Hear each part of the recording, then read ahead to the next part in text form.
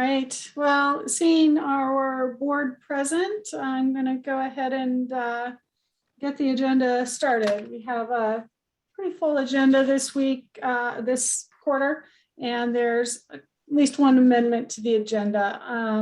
But before we get to that, we always start with just a brief welcome and introductions and some sometimes opening comments. So I'm Laura Anderson, and I'm the chairwoman of the Oregon Ocean Science Trust. I have one opening comment that I wanted to start the meeting with, and it's an apology. Some of you may have received an email from me yesterday afternoon. I was re-forwarding meeting information to one of our board members, Christina, at her request. And in that email, I had expressed some frustration with getting meeting announcements out and posted in a timely way.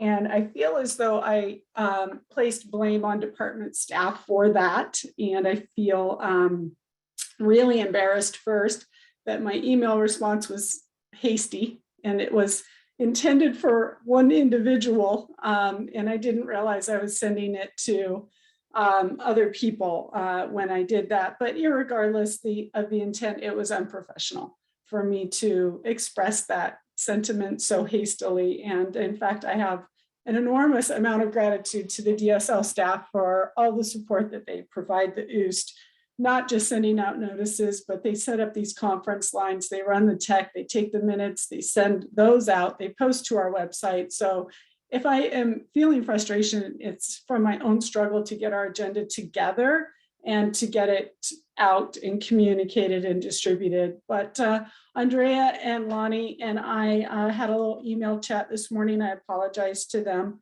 but we're going to have a meeting this month to put together a better timeline for all of us to make sure that we're getting our meeting materials out in a really simple way that is really clear for all of us. So at the end of this meeting, under other business, I'd like to take the opportunity to hear from people who regularly attend this meeting on what a preferred communication plan might look like in terms of how far in advance would you like to receive the notices, even if the agenda is not ready yet, and how far in advance, or would you like reminders? And do you have recommendations for channels that we can use for broader distribution? We have a fairly limited distribution channel at this time. So we'll take that up under other business at the end. And I just want to say to Lonnie and Andrea both, thank you so much for all the work. And I just was probably having a frustrating day yesterday, and I'm sorry if that came out untimely and not with good clarity. So that said, we can move on to some other introductions. We want to start with the members of the board. We can start with Steve perhaps, and then Christina, and then we'll move on to our representative and senator. Thank you, Chairwoman. Hi, everybody. My name is Steve Marks. I work for the Pew Charitable Trusts. I have been a member of the Oregon Ocean Science Trust for a little over a year now. Am looking forward to the discussions today. As Laura said, there is a packed agenda. So thanks everybody for attending, and I'll pass it on to either Christina or Shelby. Okay, I'll go next. I'm Christina Volniakovsky, and I'm an OOST board member, one of the originals with Laura. So very happy to have the 4 or 5 years we've been working together, and looking forward now to the next several years. My day job is I work as the executive director at the Columbia River Gorge Commission in White Salmon, Washington, but I am an Oregon resident. Senator Anderson, nice to see you with us today.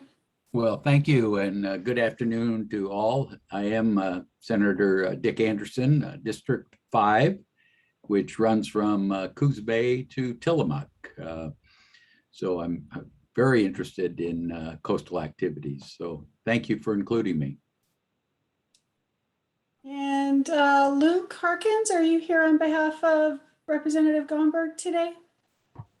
Actually, I think Representative Gomberg should be on the line here via Oh. phone. Okay. Is that correct, Representative? That is indeed. Hope you can hear me clearly. David Gomberg from House District 10, which currently runs from Tillamook to Yahats. And I too am one of those original longtime OOST members. Glad to be back with all of you today. And Luke from my office is with us as well. Great. Thank you. We also have a former board member with us today, Dr. Shelby Walker, who unfortunately had to tender resignation for an exciting change in her life. Shelby, would you? Sure. Thanks, Laura. Good to see everyone. I feel like I've been gone for a long time, but I think it's only been a couple weeks. I have officially resigned from my position as the Oregon Senior Grant Director and taken a job with the National Science Foundation as their Senior Advisor for Facilities within the Directorate for Geosciences. And it was based on the guidance from the Office of General Counsel that they recommended that I step down from my position as a board member from the trust. So it was sad, but I know that you'll have good recommendations for additional members. Today, I am here on behalf of the Science and Technical Advisory Committee. The acting director for Sea Grant, who has that position now, would have been here, Dr. Dave Hansen, but he has jury duty. So I am stepping in for the Marine Reserves Assessment discussion. Thank you, Shelby. And I'll be introducing our meeting presenters as they come, but because this is a fairly small meeting, it is kind of nice just to know who's on the call. So to make it simple, I'm just going to call your name in what appears to be quasi-alphabetical order from my participants lists, and you can just state your name and an affiliation so that we know who is on the call, and then we'll also make sure that we cover all of the staff. So we have Ali Mayetta, who's actually going to be presenting to us today. Hi, everyone. Great to see so many familiar faces. I'm Ali Mayetta, Deputy District Director for Congresswoman Suzanne Bonamici up on the North Coast and the Northwest corner of Oregon. Great. And Andrea? Hi, everybody. Andrew Celentano, Policy and Legislative Analyst with the Oregon Department of State Lands, and we help to provide meeting support for the OOST. And Andy? Good afternoon, everyone. My name is Andy Lanier. I'm the Marine Affairs Coordinator with the Department of Land Conservation and Development. Karin? Karin just jumped on, so she might be taking her a moment. Charlie? Hey folks, good to see some familiar faces here. Charlie Plyman, I'm the Oregon Policy Manager for Surfrider Foundation. Great. Oh, Bill Davis? Bill Davis, run my own company that's focused on, it's a private enterprise, but it's part of our mission is beach, ocean, lake, and river conservation. So I'm just learning about the Oregon Ocean Science Trust. So Thank you. Welcome. trying to get educated. Karin's having audio problems. She's the director of the Marine Resources Program for Oregon Department of Fish and Wildlife, and will be presenting on the OAH Council RFP later. Let's see, moving down, Charlotte. Good morning. So I'm Charlotte Whitefield. I'm with ODFW, and I'm staff to Oregon's Ocean Acidification and Hypoxia Coordinating Council. And Christine. And you're on mute, Christine. Christine Moffett, Coos Bay resident. I have applied for an open position on your commission, and I'm looking forward to working with you if that approval goes through with DSL. Great, thank you, Christine. That will be on our agenda after public comment today. And Dick Vanderschaff. Good afternoon, everybody. I'm Dick Vanderschaff. I'm with the Nature Conservancy. I'm a program manager here in the Oceans project. Thanks. And Elise? Hi, good afternoon. My name is Elise Granick. I'm a professor in environmental science and management at Portland State University. I run the Applied Coastal Ecology Lab. I'm also on the STAC, the Scientific and Technical Advisory Committee that advises OPAC, and also representing OCOIN, the Oregon Coastal and Ocean Information Network. Thanks. Jim, Coast Range? Yeah, Jim Carlson, Coast Range Association, Ocean Issues. Great. And Nadia? Nadia Gardner up on the North Coast. I'm an independent consultant with the Oregon Ocean Conservation Fund of the Oregon Community Foundation. Great. I've got Susan.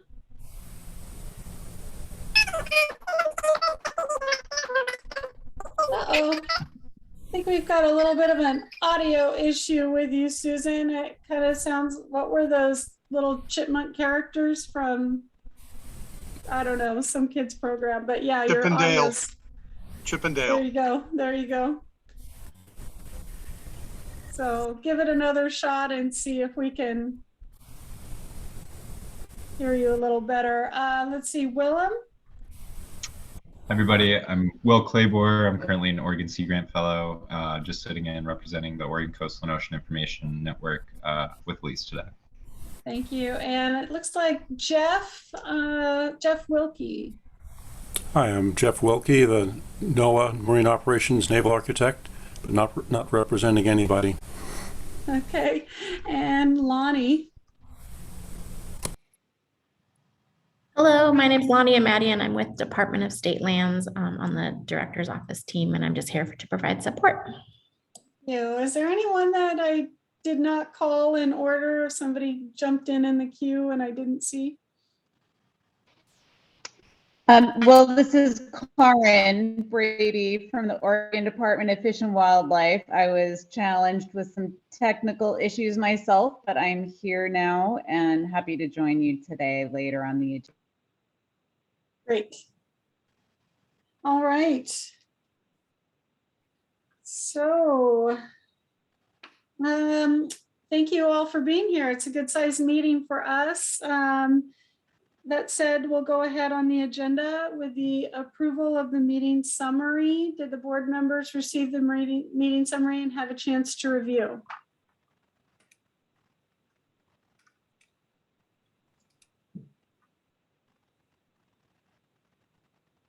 Christina and Steve, is that yes? Yes. Okay.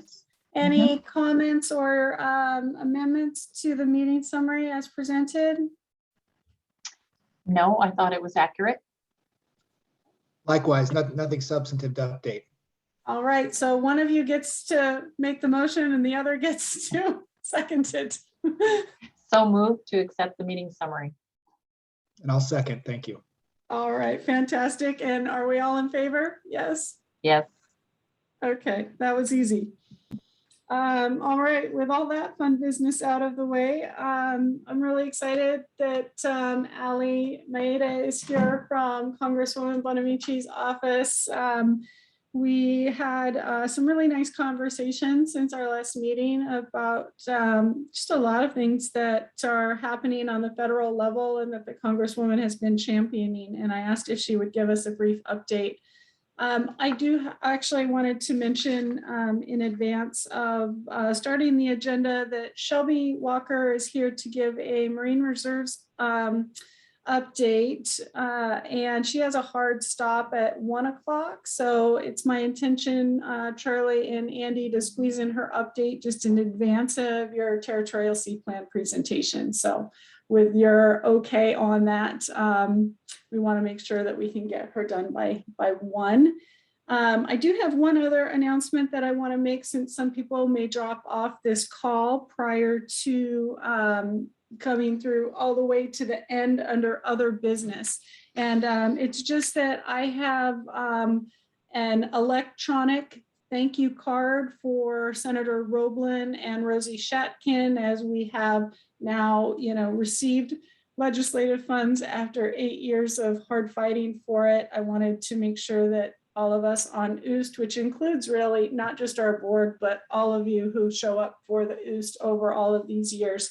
So if you're not on the call at the end of the meeting, you can shoot me a private chat or an email, and I'll make sure that you are sent the link so that you can sign that card. And then it's just kind of nice to do it electronically. You just kind of sign it electronically, and then everybody's messages are enclosed in the card, and we'll do that. So back to our regular program. Allie, thank you for joining us. So I'll just give you the floor, and we look forward to hearing what you have to say.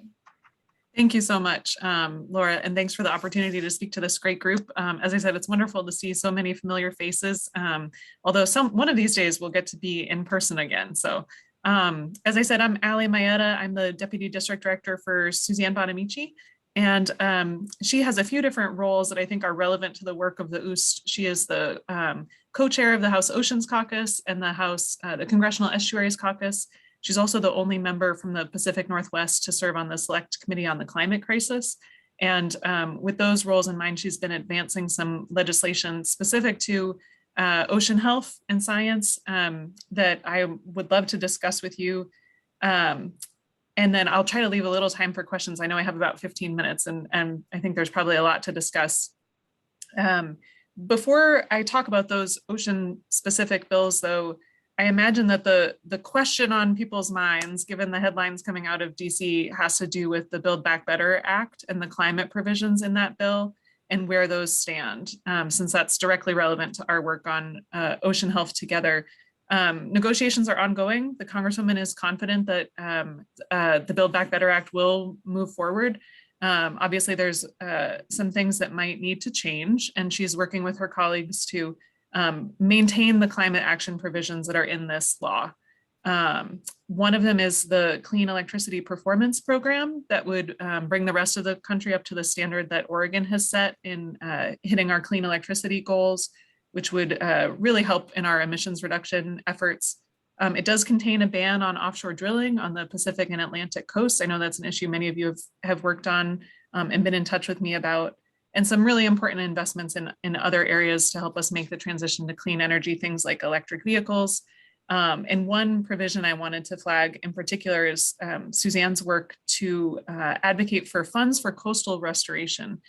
This was a key part of the American Recovery and Reinvestment Act, was investing in coastal restoration projects, obviously something that Oregon is a leader in and could do substantially more of. And she has so far been successful in securing $9.5 billion in the Build Back Better Act for coastal restoration, and she's working to safeguard those funds as negotiations continue. Before we can do anything on Build Back Better, Congress does need to address the debt ceiling. There are a couple ways that might happen, and all eyes are on the Senate right now. So very interesting there. And then to turn to the ocean bills that I mentioned before I open it up for your questions, the Congresswoman is working on a few pieces of legislation that I think are relevant to your work. Maybe most exciting is the Coast Research Act, which many of you weighed in on. This is a bill to address ocean acidification and update the federal ocean acidification efforts. Thanks to all of you for your advice and input on this legislation. That has passed the House in May, and we are hopeful that it can make it across the finish line in the Senate. Bipartisan legislation. Two other bipartisan bills she's working on are the Blue Globe Act. This bill would assess the possibility of an advanced research project agency for oceans, an ARPA-O, that would advance and deploy emerging data, monitoring technologies, excuse my computer, I should turn my alerts off, and improve federal investments in data and monitoring. Would create an Ocean Innovation Prize. Really exciting bill, and as I said, bipartisan. Second is her Blue Carbon for Our Planet Act. This bill would strengthen federal research on blue carbon, create a national map and inventory of blue carbon ecosystems and their potential to sequester carbon, improve protections for them since many are under threat, and support restoration of these ecosystems. And then one other bill I wanted to mention, although it's before the Natural Resources Committee in Congress, is the Ocean-Based Climate Solutions Act. This is an omnibus of provisions related to ocean and climate that includes some components the Congresswoman's advocated for, and it did pass out of the House Natural Resources Committee in July.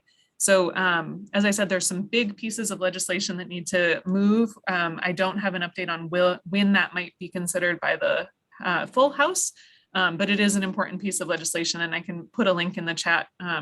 Well, I'll put my email in the chat for anyone who wants to follow up, and we'll also put a link to a top line summary of what's in that bill for folks who might be curious. So that was a probably too fast update from me, but I would love to leave time for questions or thoughts. And again, just really thank you, Laura, and thanks to the group for making time for this. There is a lot happening at the federal level, and Suzanne really appreciates all of your input. Yeah, thank you, Allie. I can't imagine how all of that unpacks in reality. It's enormous number of individual efforts happening and trying to intersect all of those. When I reached out to Allie, which I want to thank Charlie Plyman actually for helping make that introduction for me, the idea for OOST is that we're not necessarily wanting to compete with all of the other agencies and nonprofit partners for limited funds, but trying to find out how we can best position ourselves to add to and provide more. And with a lot of these efforts happening federally, it's great for us to keep our eye on that and to see how we could maybe be in a position to help facilitate getting funds out to our partner for these state efforts. So thank you. I'd like to open it up for questions first to our members, and then we'll open it up more broadly. If you want to ask a question, just type your name in the chat to me, and I'll call on non-members in the order that that they type in. But we'll start and see if Senator Anderson, Representative Gomberg, or Steve or Christina have questions for Allie.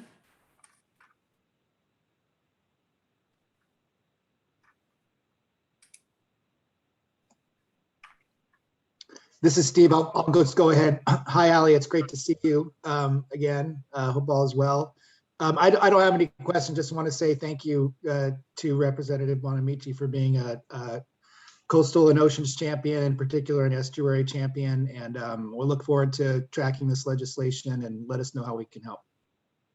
Thank you so much, Steve. Yeah, great to see you too.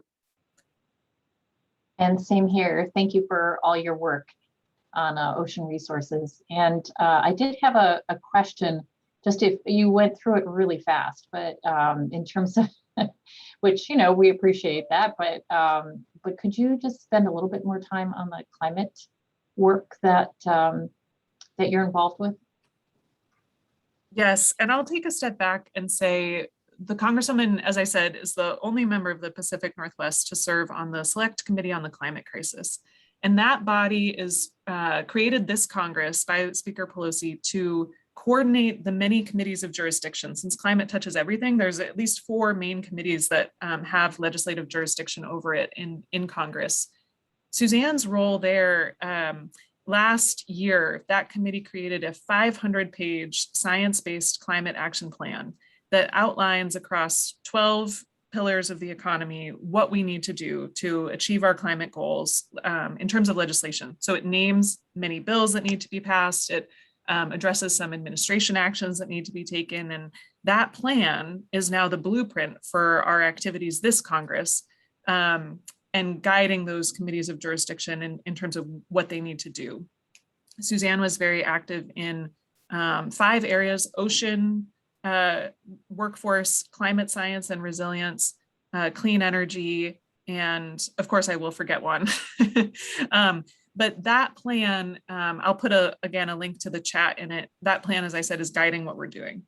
And it informed many of the climate provisions that are in the Build Back Better Act, the large bill that's under consideration now.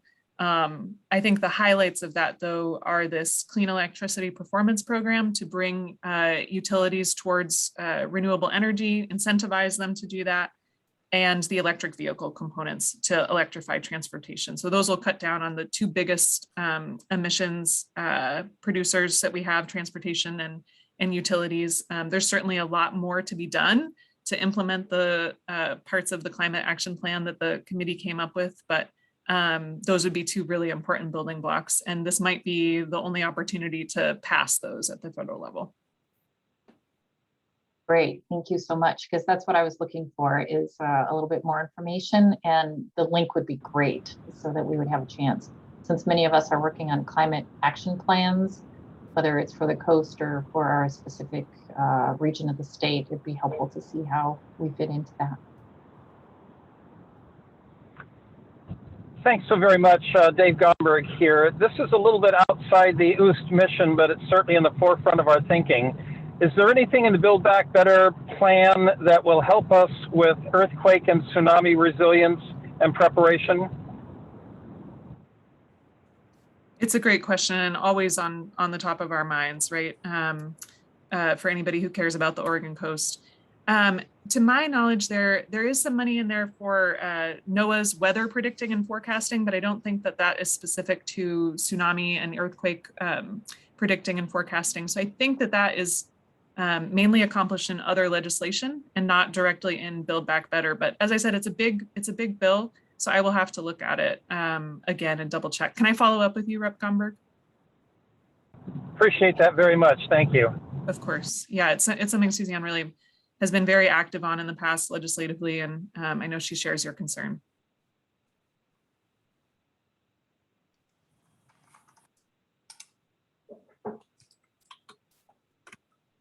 Okay, I'm not seeing any hands up or names in the chat. Yeah, so Ellie, that was, that was a big, broad look. We talked about the Build Back Better Act. At least I wrote down 4 ocean bills: Coast Research Act, Blue Globe, Blue Carbon, and Ocean-Based Climate Solutions. Sounds like the one that's most happening, like moving through, is the Coast Research Act, correct? Do you foresee any touch points for OOST or other Oregon partners are there things we should be ready for if that is successful in passing through the Senate? Like, what kind of an impact or effect would that have for us doing ocean science in Oregon? Mm-hmm. The Coast Research Act would strengthen and improve NOAA's coordination of ocean acidification research. So for the OOST work on ocean acidification and hypoxia, I think it would be most relevant to that in terms of just giving NOAA a more clear mandate to do that work and more resources to do it with. Great. There's a question in the chat from Bill Davis. It asks, what in the Building Back Better bill is being done to engage the private sector, as that's where the majority of the problems arise? I wonder, Bill, if you could say a little bit more about which problems. Well, so particularly as it pertains to climate change.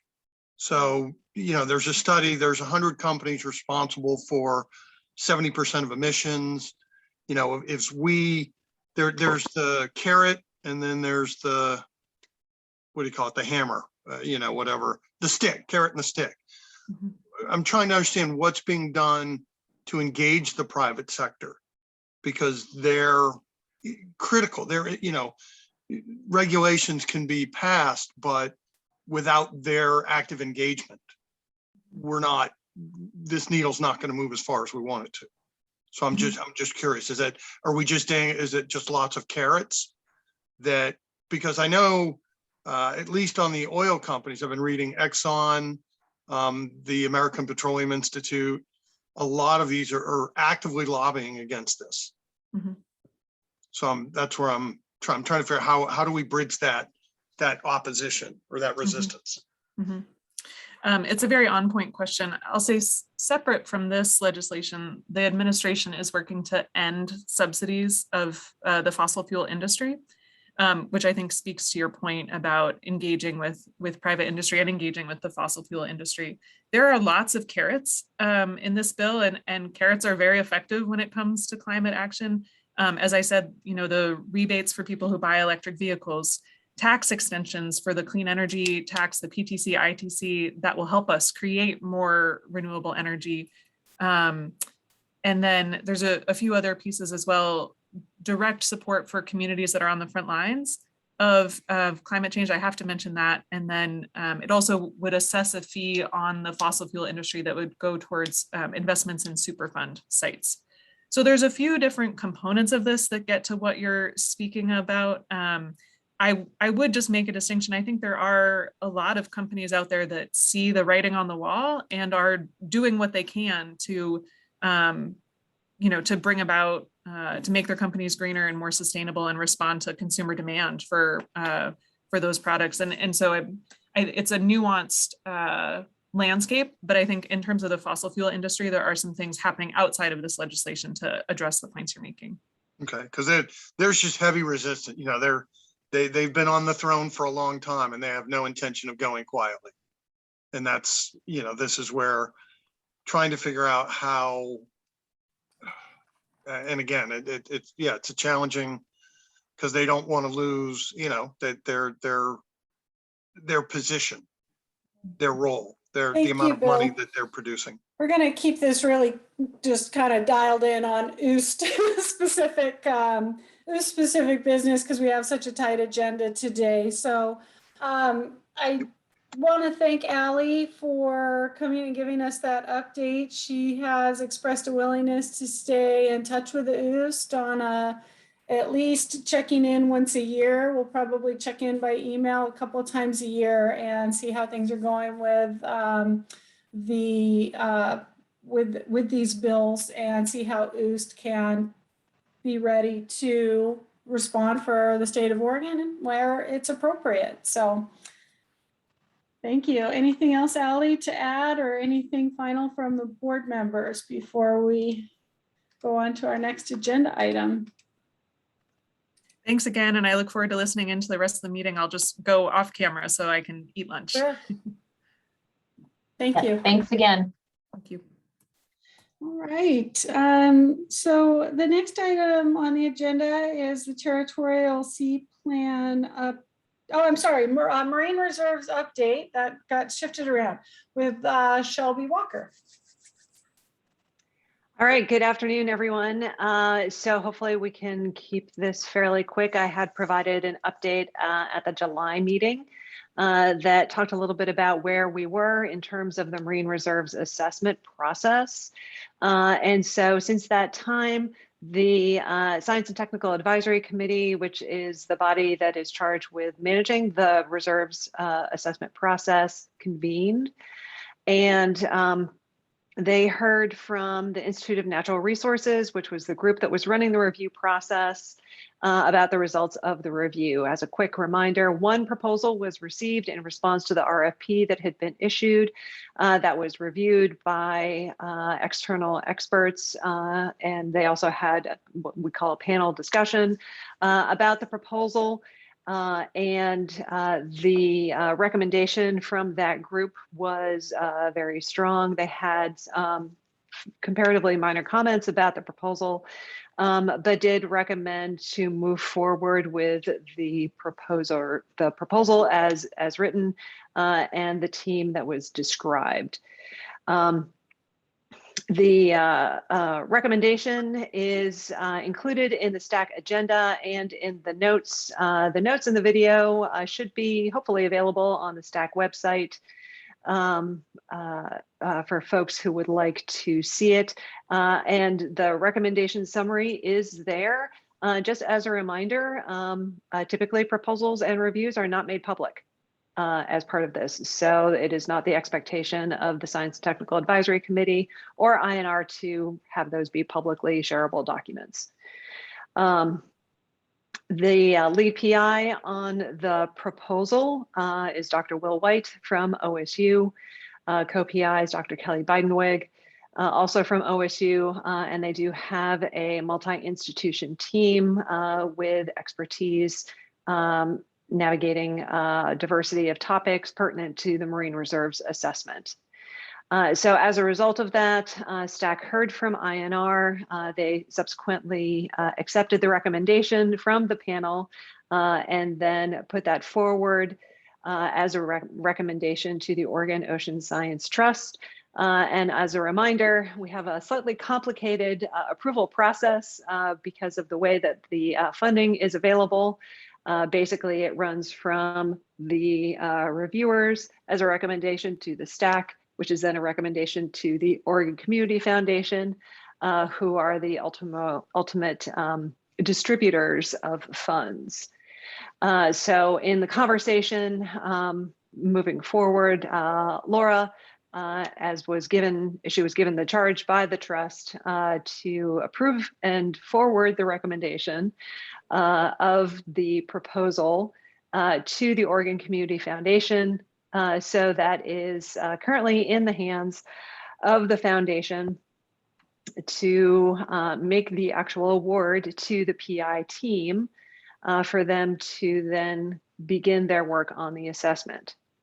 In terms of timing, this fall, they will be doing background work. In January, they should be receiving the synthesis document from the Oregon Department of Fish and Wildlife on the marine reserves, at which point there are several steps in there, including a kickoff meeting, check-ins with STAC, in order for the team to deliver their assessment in time for STAC to review and then forward a draft to the state legislature in October, with the final to be submitted in March of 2023. And at this point in time, since I have been somewhat out of the loop with my transition, I will just bounce it back to Laura to inquire as to any additional action that might have been going on with respect to the Oregon Community Foundation. Great, thank you, Shelby. I picture you not reading that off of your screen, but that you really hold all of that information and timeline in your head. I cannot tell you how much I'm going to miss having you as a resource, because you have really led this process, and the unique aspect of being able to be STAC and OOST and all of your Sea Grant. It's just been invaluable. But we have met with Dave Hansen, and I have every reason to believe that he's going to carry the ball for STAC and make sure that we get a good product. Because as for OOST, we're just kind of the money people. It's really STAC to do the technical and science work on this. But as far as the money part goes, yes, we did get the final grant agreement, which was from the Oregon Conservation Recreation Fund, $10,000. It was kind of late to the game, but all the money should be in the OOST fund and ready for payment in just about 3 weeks. So Carlos will send me the grant recommendation, and hearing no dissension, I have already been authorized by you all to go ahead and approve that on our behalf. So I wanted just to ask you to articulate a little bit more about what you said, how the actual proposals themselves are not intended to be shared. We had a request from an entity to release the proposal, and it was asked of me, what's the OOST policy on that? And I said, well, this is the first time we've done a project, so I don't think we've come up against that yet. But it sounds like there's some precedent, at least in STAC, for how that's handled, because the proposal is really the property of the investigators, at least until the contract is signed, and it hasn't been signed yet. Can you articulate a little bit more and maybe give us some guidance on how that works?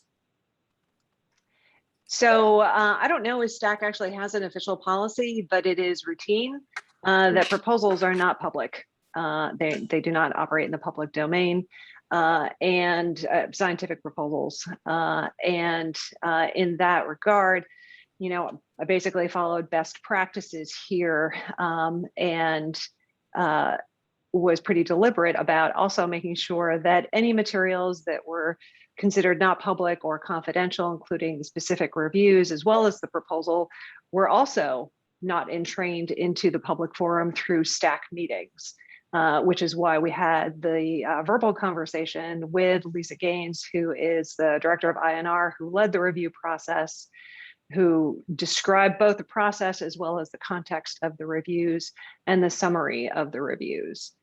I believe, although I cannot be certain, that the RFP does also stipulate that the information would be confidential. I know that is true of the reviews. I do not have that in front of me, unlike everything else, in terms of whether the proposal itself is confidential. So that would need to be double checked there. But yes, this is typical best practice. Great, I appreciate that. I have not come up against this, so I don't know, does anyone from the OOST board have any comment or additional questions on where we're at with the Marine Reserves assessment process, or for Shelby? Yes, Steve. Thank you. And thanks, Dr. Walker, for the information. This might be more of a question for ODFW, but hoping that maybe you have a sense, but just wondering about that synthesis document that's due in January, upon which much of the assessment or all the assessment is based. Is that still on track to be delivered and be available by January, as far as you know? And is that going to be, will that document be public as well, or would that be confidential or proprietary to this project?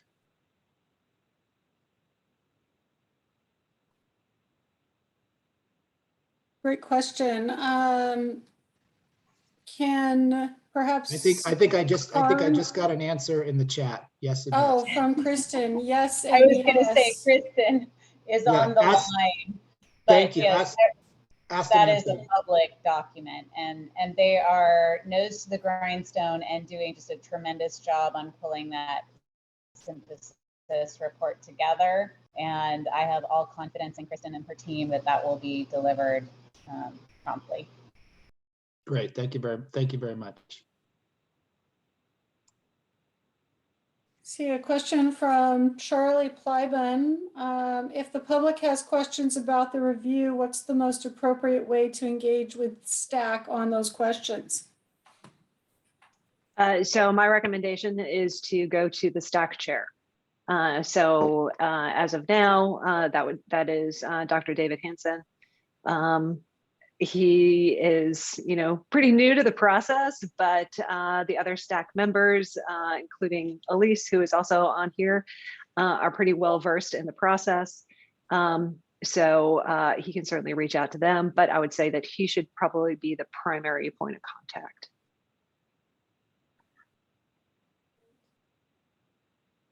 Other questions from the board for Shelby? Or any parting words other than thanks a bunch? No, just thank you so much for your service to OOST while you were with us, and thank you for that overview of the program. So we look forward. We hope that you continue to come back and give us updates as you have time.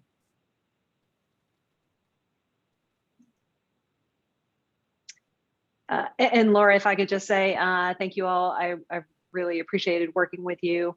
I am delighted to be having the timing such that the process for the Marine Reserves assessment is well on its way as I leave. It would have been different 6 months ago. So I'm happy to be moving on at this particular point in time with it underway. And certainly wish you all the best in terms of the really good work that the trust is doing. Great, thanks Shelby. It would have been so nice to have an NSF person on our board, but I guess that was not deemed appropriate by the NSF, unfortunately. All right, fantastic. Well, That's great. We'll keep following the project and talk about it again in January, I'm sure, when the synthesis document may be ready to go. All right, trudging right along on the agenda then, we have Charlie Plyben, who is both on OPAC and with the Surfrider Foundation. He is the chair of the committee. I might butcher this, Charlie. The chair of the Oregon Territorial Sea Plan Rocky Habitat Committee. I probably have all the words in there. They might be jumbled. And Andy Lanier also to just talk us through where things are at with that process. All right, hopefully, let's see if this works. Is that working all right? Folks can see my screen. Okay, there's a potential that my PowerPoint crashes and Andy has to take this over. But we're gonna kind of tag team this. I will try and be quick and relevant to Ocean Science Trust. There's a bit of background to set this up, and so I'm gonna try and give some of that background before we hop in. But yes, we're gonna give you an update on 4 years worth of work here, updating part 3 of the Territorial Sea Plan, which is the Rocky Habitat Strategy. And I was the chair of the working group for OPAC, and DLCD was the staff on this project. I'm gonna first kind of give you an outline of why Rocky habitats matter, why we have a whole portion of our Territorial Sea Plan dedicated to them. We'll blaze through how they're managed and sort of the background on rulemaking for the Territorial Sea Plan. We'll talk about some of the key activities of the Part 3 update and outcomes, but I think more appropriate is to spend more time on questions and discussion as this relates potentially to OOST. So I'm going to speed right along here. First of all, what's the big deal? Why do we care about rocky habitats? Well, they're ecologically unique and they're culturally significant. They're really important habitats to Oregon for a number of different reasons. But most importantly, they're significant in their ecological diversity, and they're right at our footsteps. So they're right there at the shore where we have an ocean that's inhospitable for a lot of research and a lot of access. People, or rather rocky habitats really matter to people, both people today and people from many generations before us who were the first stewards of this land. And so they're both ecologically unique and culturally significant.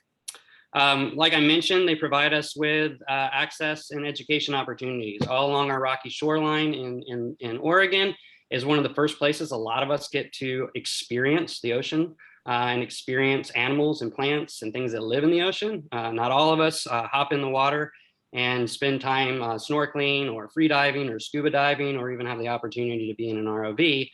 So this is really some of our first experiences with the ocean and learning about the ocean, and our rocky habitat and our rocky shoreline really provides an amazing opportunity for that exploration and for that access. I mentioned this before, but they're incredibly ecologically significant. You can think of rocky habitat in Oregon like the coral reefs of a lot of other more tropical areas. They're really incredibly diverse.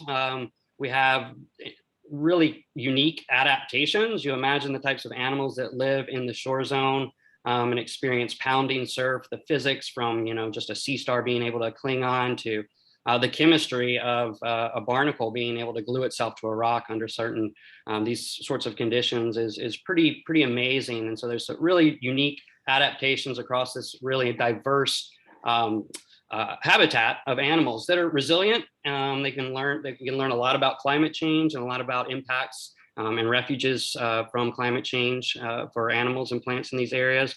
And rocky habitat, both onshore and offshore, provides really critical habitat for plants and animals that are important to Oregon, commercially important. So we think about a lot of our nearshore species and fishes that we like to recreational and commercially fish. They depend on rocky habitat. They depend on this sort of high relief habitat in the ocean. Also, because we can't all go out into the ocean to do monitoring and research, our rocky habitats are excellent sentinel sites for doing research near shore. They provide, again, really easy access and opportunities for researchers to do research that they wouldn't typically be able to do without a boat or getting out in sometimes and often unfavorable ocean conditions. And what is the big deal? Well, 41% of it roughly is our coastline. So when we look at the entire Oregon coast, we do love our sandy beaches, and we all consider that our birthright here. But 41% of our coast would be considered rocky shoreline. And so it's a big part of the Oregon coast. And zeroing in, when we think about who's involved in taking care of the rocky habitats, it is an alphabet soup of acronyms. We have all kinds of agencies with complex jurisdictions and a diverse array of regulations that are implementing strategies across these areas for conservation and for protection of those resources. So I'm going to turn it over to Andy to talk a little bit more about the framework for how we manage all of this and coordinate all these different interests and all these different entities in the rocky habitat. So Andy. Yeah, thanks, Charlie. So as we embark upon planning for our ocean, it's important to recognize that the state has long had a planning framework that began with the establishment of statewide Planning Goal 19, which is our foundational policy related to ocean resources. That policy and the regulatory and management framework was established in statute by the Oregon Ocean Resources Management Act. That act helped to create the Territorial Sea Plan. It recognized the fact that our ocean program contains state agency authorities and programs around the state help to implement that program through their own regulatory and management roles. And then the Ocean Resources Management Act also established the Ocean Policy Advisory Council, which is the state's legislatively established stakeholder advisory body. That body works with my commission to steward the Territorial Sea Plan into the future. Next slide. So the Territorial Sea Plan is not only a description of the state's ocean management framework, but it sets out a decision-making framework for what happens within that geographic area. It provides the coordination. So when the state considers potential new uses of the ocean, it sets out that decision-making framework. And probably most familiar to many of you may be the processes that established new chapters of the Territorial Sea Plan. The Rocky Shores chapter, part 3, was in the first iteration, but we have amended the plan for submarine cables and marine renewable energy since then. And so as we consider new uses, the Territorial Sea Plan gives us a process by which to amend it, as well as an opportunity for all to kind of help to develop our policies for managing the resource into the future. Next slide. So the strategy specifically is the portion of the Territorial Sea Plan that aims to coordinate on this area of Oregon's rocky intertidal coastlines. And it is appropriate in that the strategy seeks to protect those important resources that Charlie mentioned, while also acknowledging that humans are a part of the picture, and we gain a lot of benefits from that environment, and balancing the use of that environment and the enjoyment of that environment with its protection. That's the strategy's real goal, is to think about the future as we consider our uses of today. Next slide, please. All right, so this is a lot of words about strategies and plans and acronyms of authorities, but what does this actually look like in practice, right? What does the strategy look like on the ground? What's something more familiar to you? So trivia edition here. This will help kind of stimulate you for a moment here and engage you in some geographic questions. Name that rocky spot. Don't feel like you need to yell it out loud unless you want to keep yourself on mute. You can yell it in your room. If a lot of you guys have seen this place before, you might be familiar with Yaquina Head Outstanding Natural Area. The Rocky Habitat Management Strategy sort of sets forth the ownership of that area. Who owns that land? The upland that's owned and managed by the Bureau of Land Management. It designates that area as a marine garden, recognizing that it's really important for education for visitors to learn about these important habitats and to help protect those animals and plants there so that people can continue to learn about them. So That's what the strategy kind of looks like on the ground and in practice. Here's another one. Name that rocky spot.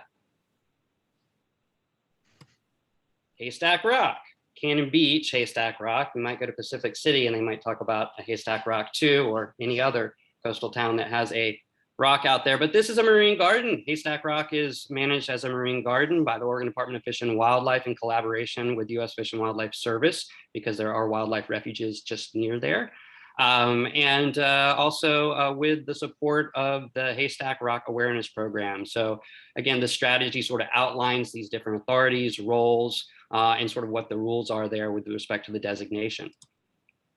Last one, name that rocky spot. Just a hair off the beach, 3 Arch Rocks. This is managed as a national wildlife refuge. So that is part of the designation that is a federal designation, but fits into the framework of the Territorial Sea Plan. So we have state designations, we also have these federal designations.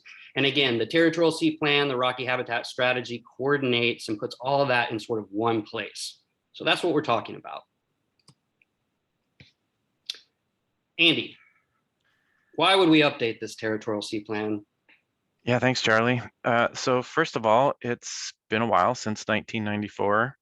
I think I would date myself if I said I was in high school during that time period, but so be it. And a lot's changed since then. We also got a public request. So OPAC received a public request, and they considered that request and they responded by agreeing that it was probably time to update the plan. We had a lot of new information about our resources, and we had a lot of new information about the challenges that our resources are going to be facing with climate change. So they established a working group, and that working group's job was to kind of lead the development of the amendment of the plan. Next slide. So I talked a little bit before about OPAC's role as the stakeholder advisory body for helping to steward the Territorial Sea Plan. Well, it does so in concert with my agency's commission, the Department of Land Conservation and Development, or the Land Conservation and Development Commission. And so OPAC established a working group, which was contributed to by our agency, our marine cabinet agencies. So DLCD, ODF&W, Department of State Lands, and Parks and Recreation. Those were the kind of the big ones, as well as other entities that joined the working group to give us a holistic perspective of the resources that we were considering. So the working group has brought forward recommendations to OPAC, which will review them and present them to the commission, and the commission will review them and approve them and then send it on, so that we as a state agency can submit it to NOAA and be a part of our federally approved program. Next slide, please. Okay, so I am a member of the Ocean Policy Advisory Council for going on 8 years now, 7 years I've been on the council, and I guess I drew the short straw and ended up as the chair of the Rocky Habitat Working Group for the past 3 years. We started this process in 2018. I want to recognize that these, a number of these folks are with state agencies that were on this working group, as they should be. But there's also a lot of individuals from the public, some that are, I believe, on this call. I think I saw Dick Vanderschaft was in the attendee list here, and I really want to recognize the contributions of the working group, spanning the course of 2018 through today. These individuals spent a lot of time, and this was a very, very lengthy process. We're cutting out a lot of parts and emotions and trauma and pandemic and everything else that this all lived within. But I do really want to recognize that the contributions of these individuals who kind of persisted and dragged this process along and made it happen. That and the public as well, which engaged throughout the entire process. This was a very open process to the public. So pretty much every step was of the way was subject to a public meeting law. We took a phased approach at doing this update. Andy mentioned that it had been since 1994. That's a long time ago. That's like, Huey Lewis was in the news back then. So that's a while ago. And we needed to do a lot to update the strategy. So we decided to take a slow approach. The first approach for the first 2 years, really year and a half, we spent public scoping. 9 workshops. We did a road show. We built a storyboard, our story map. We did a big outreach campaign and a data call. And that really was a pretty aggressive and robust process. Phase 1 was where we spent all of our time doing a policy overhaul, working on the text edits, some 100-page document that we needed to update from 1994 with a lot of things that you heard from Andy. Phases 2 and 3, we'll touch a little bit on those a little bit more. We'll just hit some highlights of those. But, that's where we actually created the resource inventory. We piloted a public proposal process for new designations. And now we're into phase 3 here, which is sort of evaluation and bringing that all together.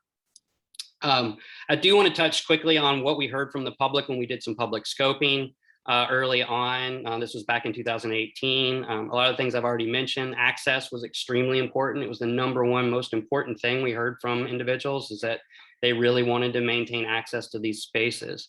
Education and research, I have this bolded because I think this is sort of aligns with an area for the Ocean Science Trust. This was a high demand and a high need in this area, but also a service of rocky habitats. There was a lot of confusion, and the public wanted consistency and clarity on the different types of designations, and they were a little bit confusing. We had both habitat refuges and wildlife refuges. They were 2 different things. We even had a designation called not yet designated, so it was confusing to the public. And then also the public recognized that these were really great opportunities for investing in resiliency and changing ocean conditions, recognizing that these are highly adaptive spaces, and they can prove to be great refuges and great learning places for us to find out about how animals may adapt and how we may adapt one day for changing ocean conditions. A lot of public understanding in our scoping around the habitats, plants, and animals. But really little understanding between the differences of the sites. Again, I mentioned there was a lot of confusion about the types of designations, and those were confusing to the public, and they wanted clarity on that. And then when we asked the public about their perceived threats, these also align really closely with a lot of research priorities for OOST. Ocean health, that was a driving factor of concern. Sea star wasting was at the top of everybody's mind. Kelp forests and the disappearing of kelp and seaweed, that was also at the top of people's mind, because rocky habitat is where these things grow.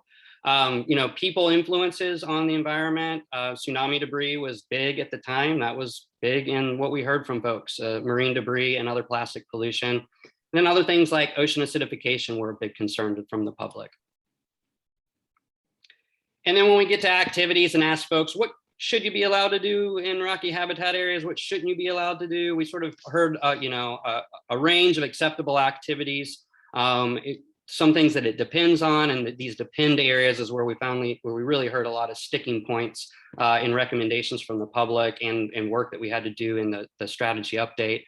And then there were some really clear, bright lines for things that people thought were unacceptable in the rocky habitat area. What I would note is that, all of these activities point to really strong, important coastal economy things. So, wildlife viewing, tide pulling, hiking, researching, fishing, research and education, that really aligns with really critical economic needs for the coast. And I just wanted to highlight that as well, because I think that also aligns with some of the OOST interest. So looking at the whole thing, 2018 through where we are today, these are the phases and all the different parts. I'm going to turn it back over to Andy. This is a busy slide, but at the point of this is for you to sort of understand that there's a lot entailed in all of this, and we are kind of blitzing through it. Yeah, thank you, Charlie. And we actually just gave a presentation to my commission, which is recorded. It's longer and it goes into more detail. So if you're interested in that, I can put the link to my commission's website where you can find that recording. As Charlie mentioned, a lot of what we've been focused on and what our task is to now is to kind of bring all of the pieces that we've been working on together, from the creation of the site designations to the review of the conduct of our initial proposal process, with now recommendations for how that can be improved moving forward. We're bringing that to OPAC so we can tie a bow around it. And the way I think about it is, this is almost a complete rebuild of what was our kind of rocky habitat management house. So we may have left a wall standing, but we pretty much gut and stuffed the rest of it, with the exception that it was based upon the original founding principles and policies of Goal 19, just with today's knowledge. So we'll talk next about the proposal process, a little, the resource inventory, and some of the recommendations that have come out of our work as we kind of round the corner and bring it home. Next slide, please, Charlie. So one of the big conversations we had in phase 2 and 3 work was, do we have our designation or our management designation categories correct? And here we've put kind of on a spectrum the different types of areas that the group came up with.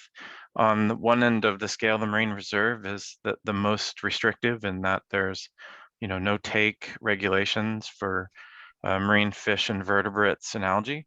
On the other side, there are allowable take within some of the areas depending upon the selection and the choice. So in a marine research area, there is harvest possible, and the design of that area is actually to continue to promote the feasibility of conducting research into the future. Whereas the marine gardens or education areas are really focused around public engagement and awareness of the issues. There's a little bit more restriction on what is allowable there, given that we want these sites to persist into the long term and be able to use them in a sustainable way. The conservation area designation was one of our most flexible, but its goal was really to allow a site based upon a conservation goal that may allow take of organisms depending upon the goal. So removal of a species that may be out of balance with the ecosystem, like urchins, might be something that a group would propose as part of a conservation area. Next slide, Chad. So to inform our work, we went back to kind of the drawing table in terms of, let's gather all the existing data and information that's been organized and is available and put it in some place that people can access it. So the graphic you see on the right was how that was done in 1994. And that's a comprehensive resource inventory that was really a smart graphic in that it presented a lot of information about each of the rocky cells or rocky habitat sites on the coast and the types of use and the number of visitors. And we really have done the job to bring that up into the future today. I'll talk a little bit about the development of the tool that we published. But in addition to the tool, we also created new data that was informative for us. So there's a few that are notable. The first is sea level rise. Another is intertidal substrate habitat map. So for the first time, we have a kind of a 2D planar map of habitats, including, substrate specifically. So whether it's hard rock versus boulder versus sand. So, we did a lot of work to try and prepare for consideration of the coast and an assessment of the coast. Next slide, please. So we built a rocky habitat web mapping tool. It's using the SeaSketch platform, which is focused on allowing interaction of people who come to view information in the tool with others. So we loaded the tool with all of the resource inventory information that was gathered.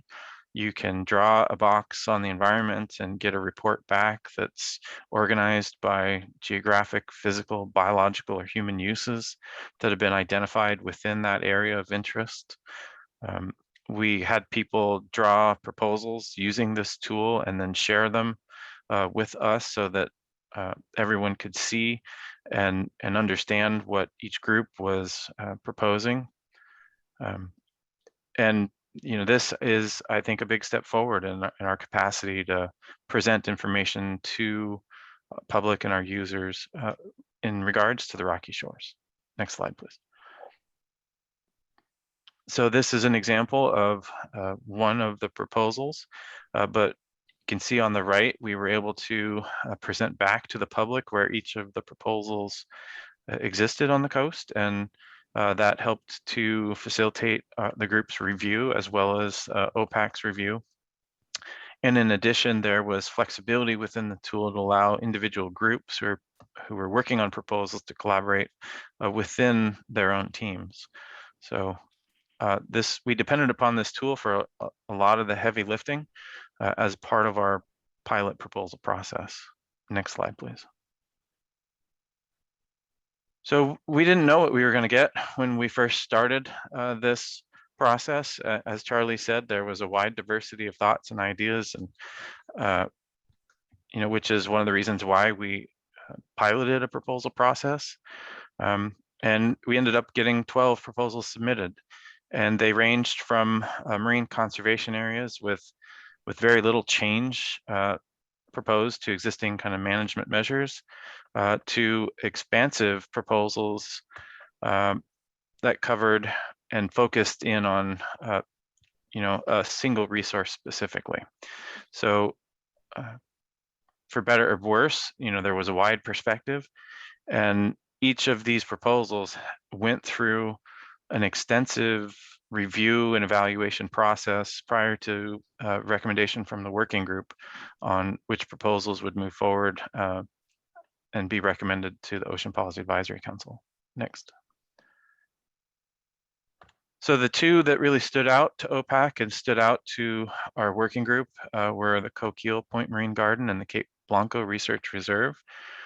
These really had, both sites had long histories of kind of consistent needs and a community of support in the area, and they rated highly, and OPAC agreed with our working group recommendation. And so these two sites are ones that are slated to move forward with the adoption of the Territorial Sea Plan and become our newest designated sites for rocky intertidal habitat protection.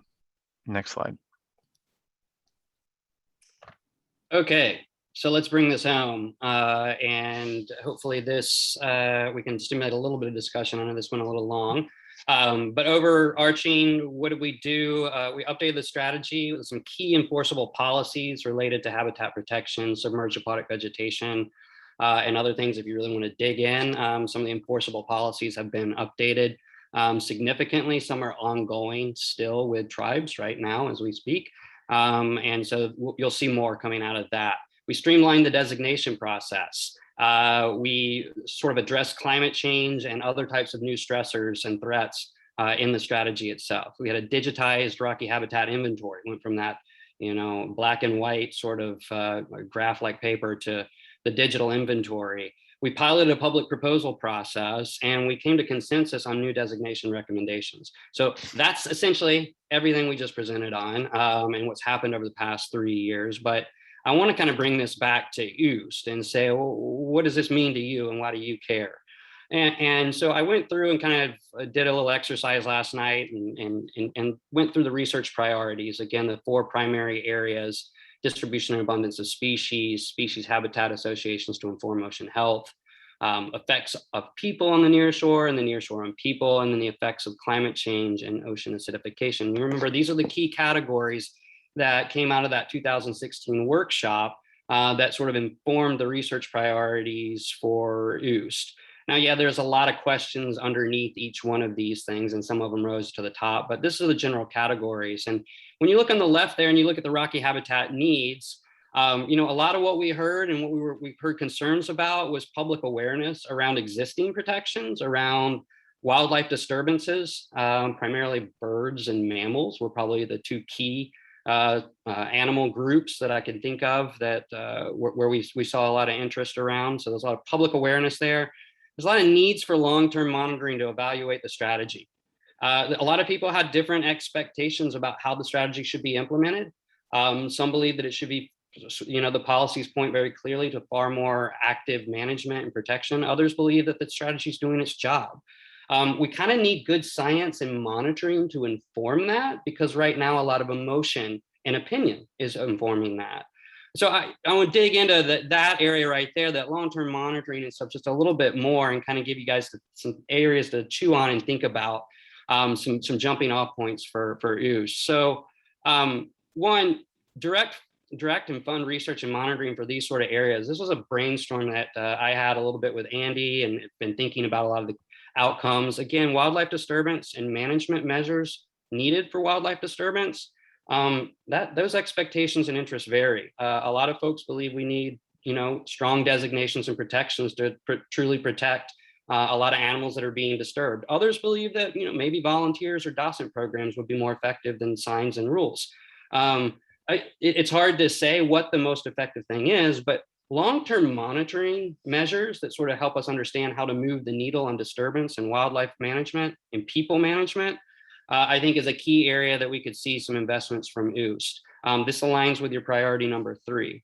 Biodiversity and ocean health. Again, a key area that we saw resonating. These are sentinel sites where we're learning about kelp, we're learning about ocean acidification, we're learning about sea star wasting disease, and some of these bigger questions around habitat resiliency, species resiliency. So these all align with other areas where some direct funding and research prioritization from OOST could really support the rocky habitat.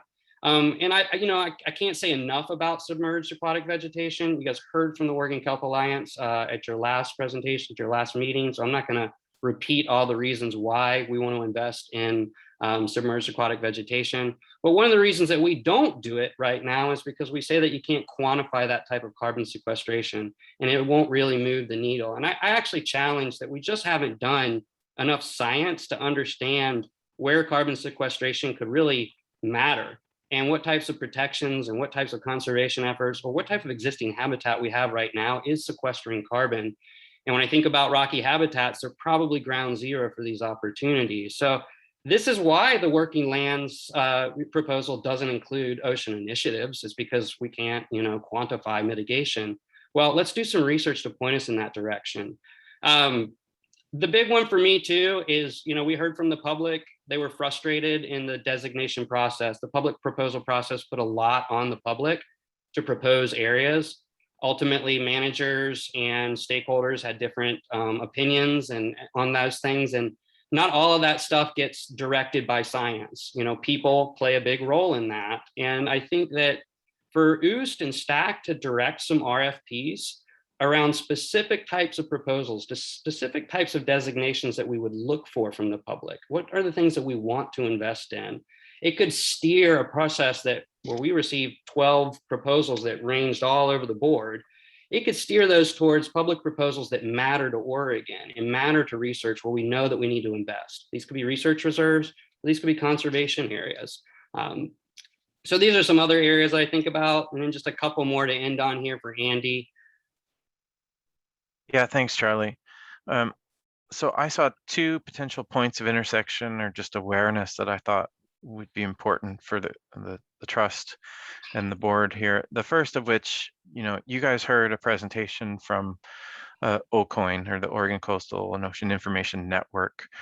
This group has been working hard to help the state understand where research projects are occurring on the coast. And as we think about the future funding that OOST is going to implement in association with House Bill 3114, I want to ensure that, the OOST kind of stresses or asks participants and recipients of the funding to make sure that they're captured as a part of that effort, so that we can, understand relative to the other research that's occurring, how this new research relates.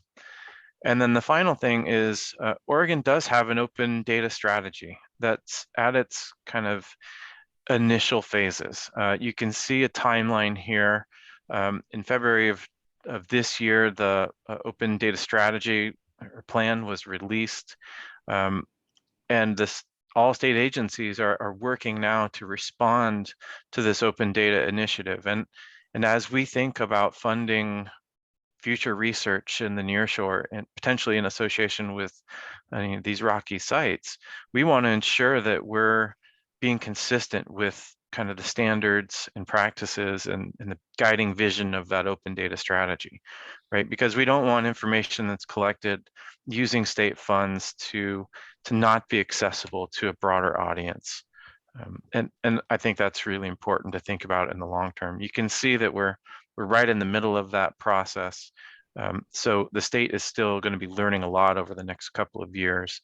I personally have a vision that I would like to promote about an open ocean data hub that could help to collect some of the information that may be referenced in the OCOIN project listings. So we'll go ahead and stop there, I think, and allow questions. Wow.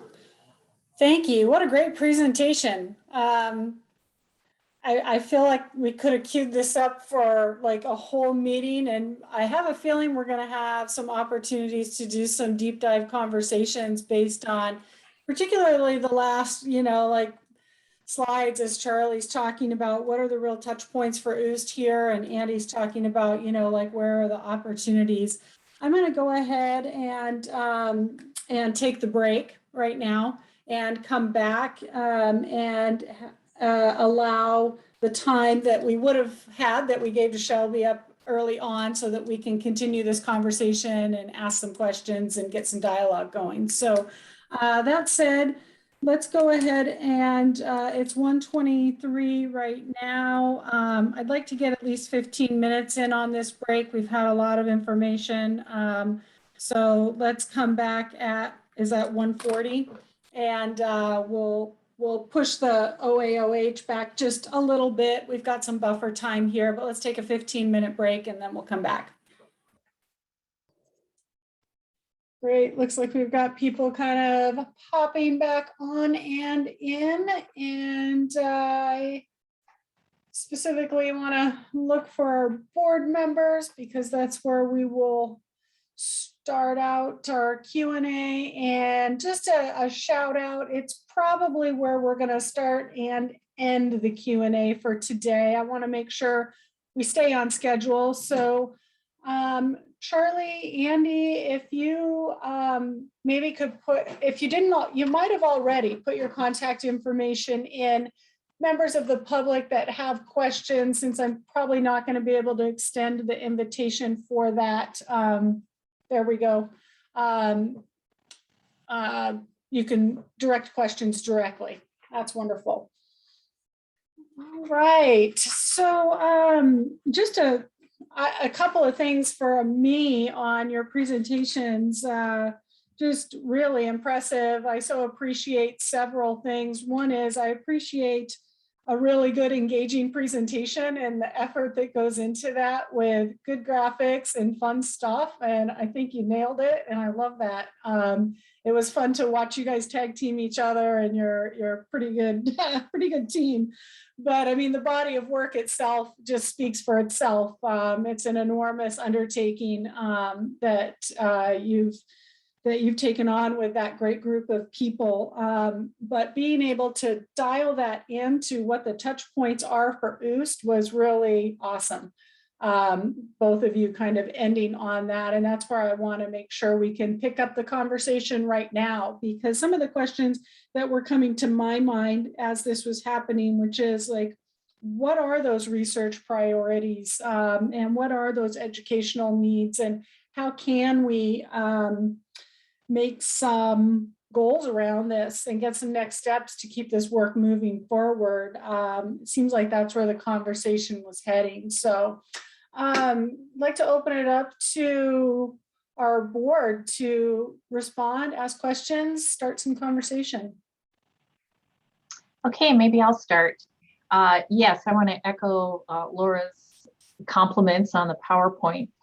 Being someone who does a lot of PowerPoints, this was really engaging, great content, as well as great photos. So we feel like we're there at the coast as we were watching this. I did have a couple questions. One is in terms of the 12 proposals that you received, and then you designated 2 of them. Can you just talk a little bit about that process of how 2 were selected out of the 12, And they both had different designations, like one was the research reserve and the other one, I believe, was the marine research conservation area, right? The Coquille was an MCA.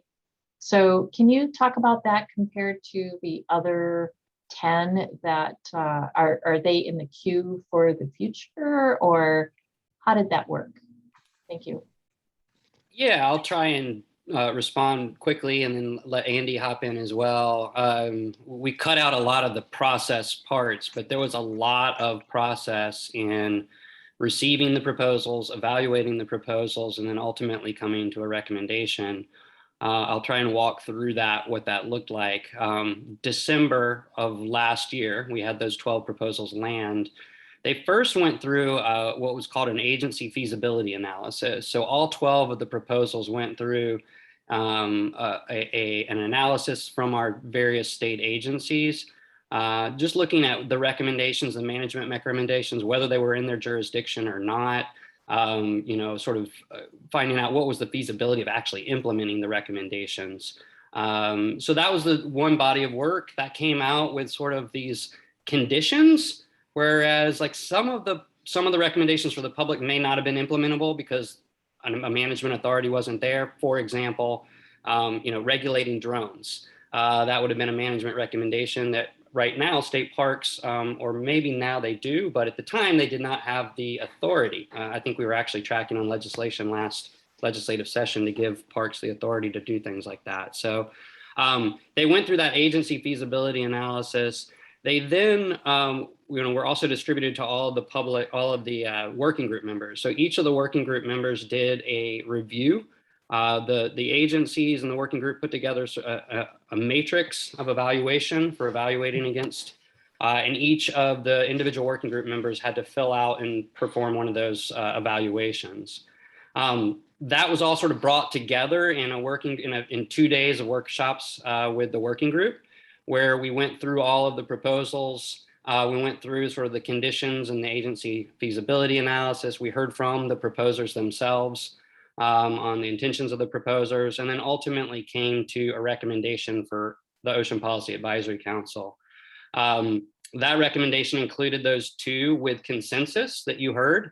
It also included 6 more that we could not come to conclusion on. And the best way to sort of explain those is I would say that they had merit.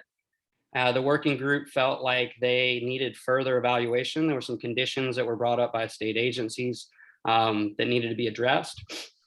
And so they spent some time now sort of hashing out and figuring out, and I'll let Andy pick up from there, how we're going to address those other 6 that felt like they had merit, but they just didn't have enough votes. The working group agreed to work within consensus. And so we ultimately could not get consensus on those additional 6 sites, but we did have some recommendations around further evaluation, which OPAC is going to consider at their next meeting, essentially how those other 6 will be further evaluated. And then the other ones, just for one reason or another, they weren't feasible or they weren't recommended, and those fell off. Somebody could resubmit those in the future. It would be smart for them to look at the review and the analysis and try and address as many things as they could in that. Some of those things, some of the designations and proposals are actually being dealt with in management in other ways. So we had a big kelp proposal, and there's actually a lot of different projects that the Oregon Kelp Alliance is running sort of related to that proposal and that designation. So I doubt that one's going to come back again, but it may point towards some statewide policy. So the short is 2 were recommended, 6 will be further evaluated. There was a pretty extensive process on how that was evaluated, and how we'll move forward with those sites is yet to be seen. Oh, that's great. Thank you. Those were some of the missing pieces. So I did also have a question whether there was a limitation based on funding too, not just the decision for on getting consensus, but is there a funding component to establishing these designations? Yes, and so that's a big piece of this is, you know, our state agencies are dealing with recommendations from the public that cost money and time and staff. And even this process, I should recognize, took more staff and time than DLCD actually had. We've had the benefit of a project of special merit from NOAA. And so there were, we went through 3 different project coordinators on this over the 3 years of the project, but that really allowed for Andy and his team to be able to address this. So that was a funding limitation that prevented probably a lot of updates in the past. One of the things that we've tried to do is to build into this new strategy sort of adaptive updates so that we don't update it every 20 years and it's not quite the lift that it was now. But there was a recommendation out of the Ocean Policy Advisory Council recognizing that there's a limitation and that we're on the amount of funding and there's a higher expectation from the public around what parts of the strategy should be implemented. So there was a recommendation and it's forthcoming from the Ocean Policy Advisory Council to the governor for a policy option package or additional funding related to implementing the Rocky Habitat Strategy. Andy, did you have anything to add?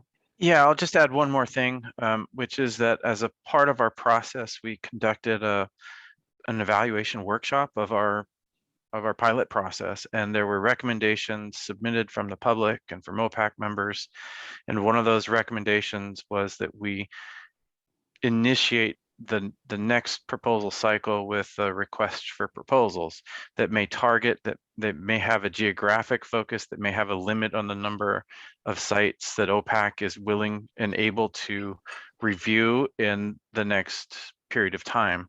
So, you know, that is one way that, you know, we have built into the revised process a mechanism by which to kind of tailor, you know, what we're going to do with the resources that are available, because it was resource and time intensive. You know, there were over 1,200 pages of materials that came in with the proposals. So it was a mountain of work to review each one and give each one the kind of credit that they were due. But there were a lot of lessons learned. And the draft that's out for public comment right now is about a revision to that proposal process. OPAC will be considering that draft at its next meeting on November 4th. Thank you so much to both of you. Great. Further questions? Steve, do you have any questions? Thank you very much. Yeah, I just a few questions and a comment, and I'll try and be really quick. The first is just relative to the amendment process, and I'm wondering, you had discussed the first timeline slide that you showed ended in the amendment being submitted to NOAA for approval into the program. And for my sake, I just want to make sure that I understand that right. We mean the incorporation into Oregon's Coastal Zone Management Program, and that any enforceable policies associated with either site-specific designations or coast-wide policies would be submitted as potential enforceable policies for federal consistency purposes. Is that the intent? That is correct, yes. Great, thank you. And Steve, just so you're aware, when we were working on those policies at the time, we actually had NOAA staff participating, as well as a pretty keen eye from DLCD on kind of ensuring that those enforceable policies were indeed enforceable.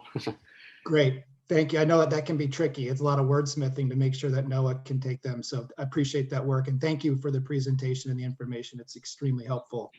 My second question real quick again to Andy, when you spoke about kind of some of your ideas and desires around data management and data availability for the public, I was wondering if you could talk just real quickly about, I know that Oregon is also involved in the West Coast Ocean Alliance, and they have a data portal that houses and disseminates a lot of this similar data. And was just, were you thinking that is that a potential mechanism for the data outcomes you'd like to see, or would Oregon be creating a separate kind of data warehouse or data portal for Oregon-specific information about, just wondering about the relationship between those two entities. Yeah, thank you for that question, Steve. I guess my first response would be that I want the state capacity to grow to be able to support open data sharing and data sharing amongst researchers who collect information with public funding. We as an agency can do so with projects that we fund specifically. We have that capacity to stand up services and provide metadata catalogs, but we don't have kind of that mechanism for non-state agency entities in a place that can share.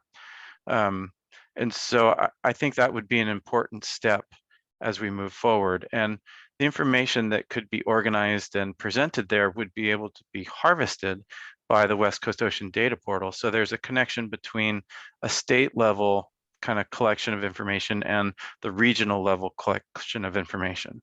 So similarly in Washington or California, if they have ocean data hubs, and Washington has done a lot of work to develop its spatial data infrastructure to provide that. And so that's one of the things that I envision the state potentially investing in, so that we grow our in-state capacity to host and provide that information back to our citizens, so that we can have data-driven decisions as relevant for coastal management. Thank you very much for that. I appreciate that information. That's helpful as I think about those opportunities as well. The last question maybe for Charlie and Andy. I really appreciated you connecting potential future research needs with OOST priorities. That's something that I kind of had in the back of my mind as you were going through your presentation, and just maybe more of a comment than a question, but in particular, some of the questions around carbon sequestration, Charlie, that you had mentioned, I think is a great idea could inform what Oregon is up to with the Global Warming Commission and natural and working lands processes at the state. So just wanted to flag that as what I see as a potential area of collaboration, in particular, what we just heard from Ali about potential funding on ocean research coming from either federal dollars that could flow through NOAA or Pacific states, and some of the ways that we can leverage those funds with additional and supplemental research at the OOST to make sure that Oregon has the information it needs to meet its goals with respect to climate resiliency, emissions reduction, carbon sequestration, so on and so forth. So I really appreciate making that connection. And I think that, as you know, we've got, right now we're largely focused on the Marine Reserve Assessment as well as the OAH and Hypoxia RFP. So, but I think that this work is around climate resilience is a great candidate for something that we should be thinking about. So appreciate making those connections. And thank you again for the presentation.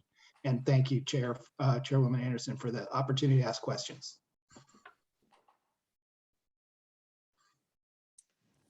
Yeah, thank you. Any other Senator Anderson or Representative Gomberg, any burning questions for this conversation? Okay. Well, I couldn't agree with some of the comments that I've heard here more.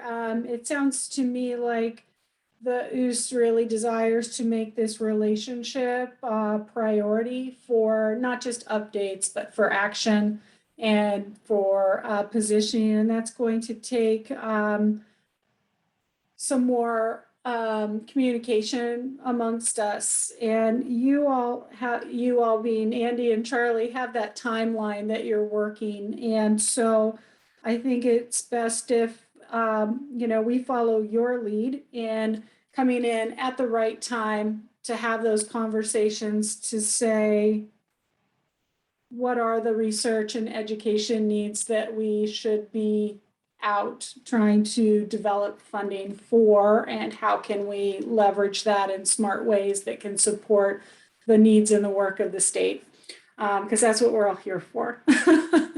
So That said, more will be talked about, I am sure, soon. And I look forward to, Andy, if you'd send me that link to the full presentation given to the land board, I would appreciate it. I'd love to see Sure it. thing.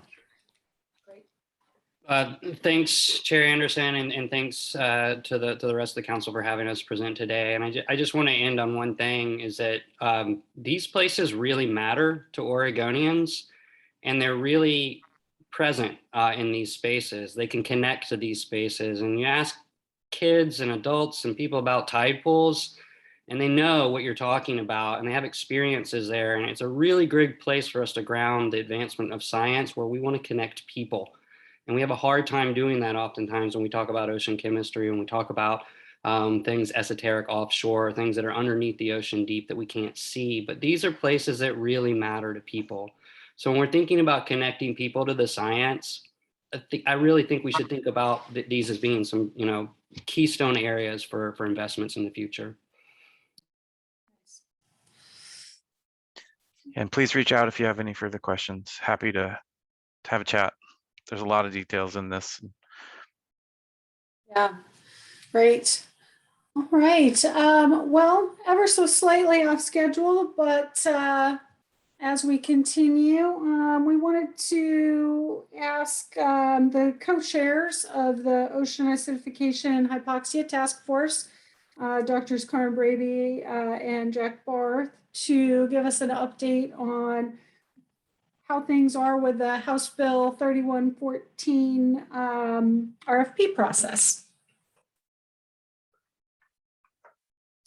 Not sure which one of you.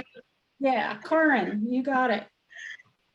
Good afternoon, and I'll start us off. We haven't coordinated exactly how we're going to do this.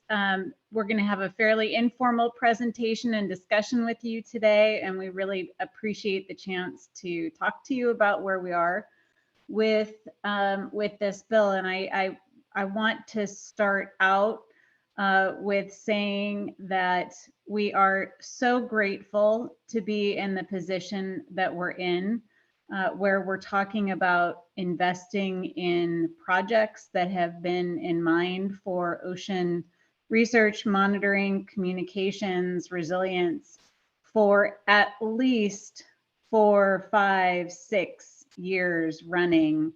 And probably predates that period of time. And so the bill that we're talking about, House Bill 3114, we have both Representative Gomberg and Senator Anderson to thank for the recent success of this bill. Thank you so much. And yet the bill concept was started by Senator Roblin, who is not part of the legislature in title any longer, but certainly in spirit. And so his leadership in bringing this concept to its first legislative session is also something I want to acknowledge. So this year in its third session, this was successfully passed. If I could interrupt for just a moment, and I appreciate your recognizing Senator Roblin and the shout out for Senator Anderson and myself.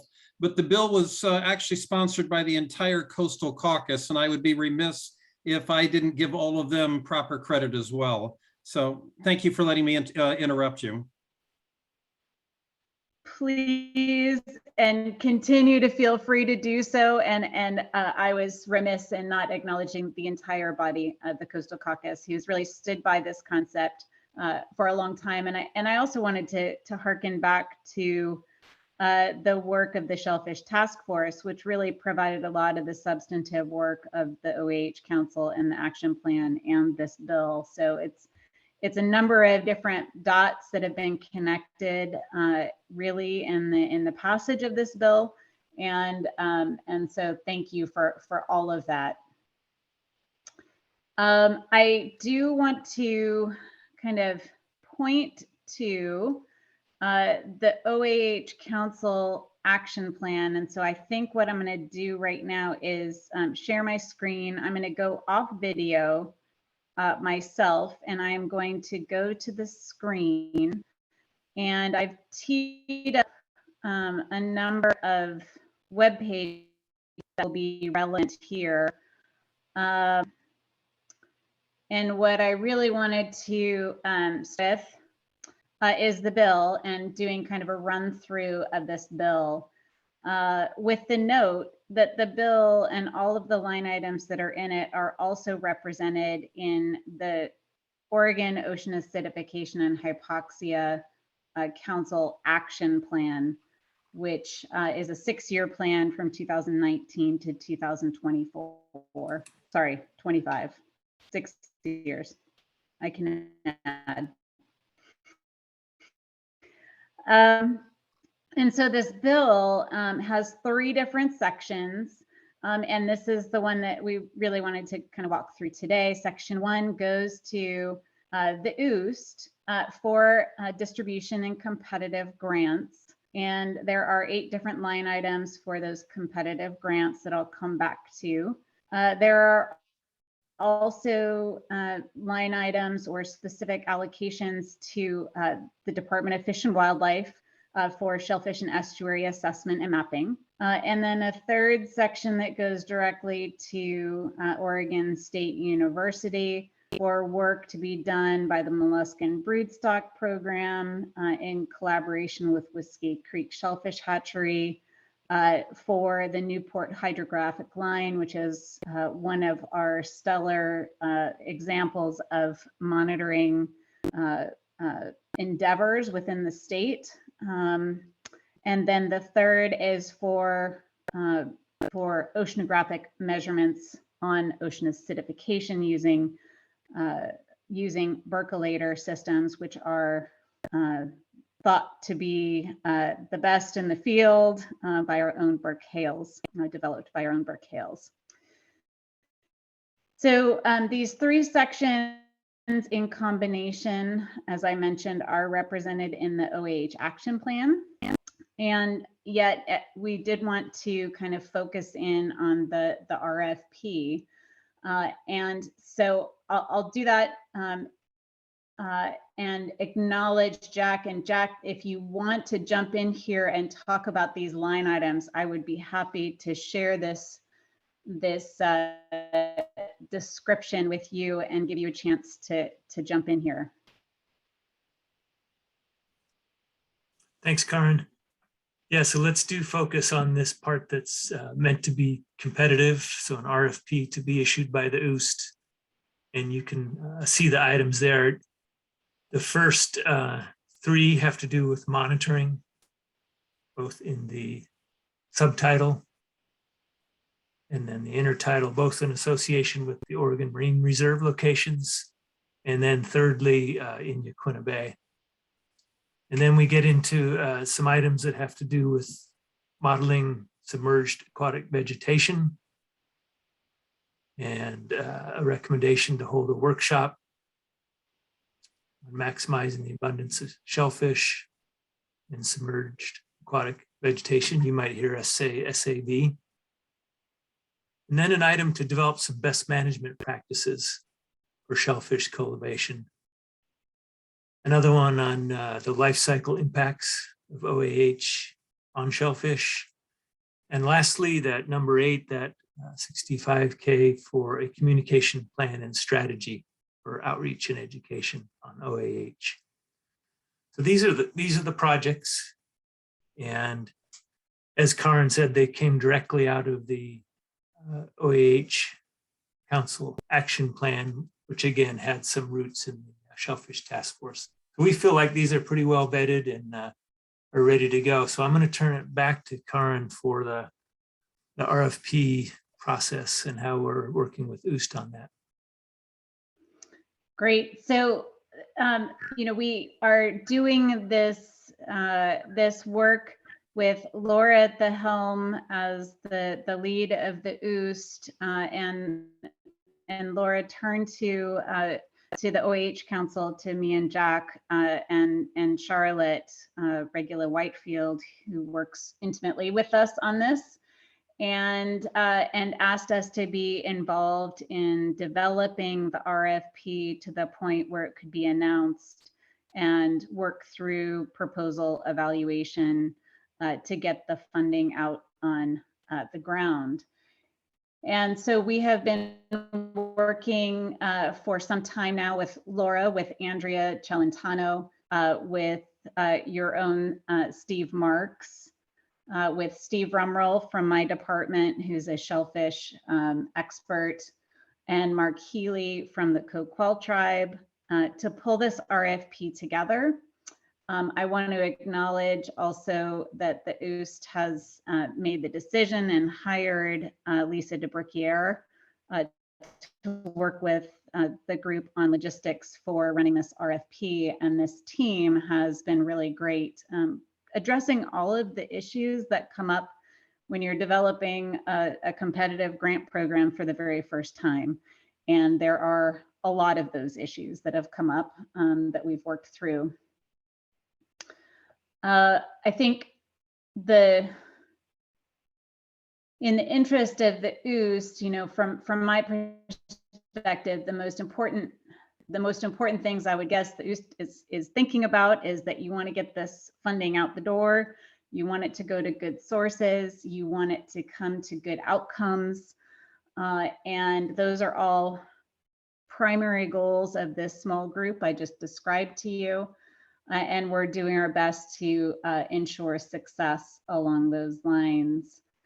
Also of interest is that we are trying to think about how to create some synergy among these projects, at least through communication during the time that the funding is let, and creating a venue or a stage for the awardees to talk to each other and to talk to you, the OOST, and us about successes and connections among these projects and among the projects that are going straight to ODFW and OSU in sections 2 and 3 of the bill. So by the end of a 2 to 3 year period, we're really hoping to have a full collection of results and outcomes that you're well familiar with and that you've been in touch with along the way. So with that in mind, and I seem to have lost all of my other websites. I'm going to stop sharing for a second because I had a number of things teed up and they're all gone. But to that end, Lisa DeBrickiere has built us a website, and we will be releasing the RFP on October 15th, and that RFP will be running for two months, during which time applicants can develop proposals, work with us, and get those proposals out. Just another minute because I seem to have lost you too. Here we go. The world in my computer is very interesting. There we go. Okay, so I'm sharing my screen again. Here is our lovely new website, and I just want to check with Jack that you can see this. No, we can't. And Karen, I've got it queued if you're having trouble. Yeah, I tried to share my screen, but if I wasn't successful, please do it.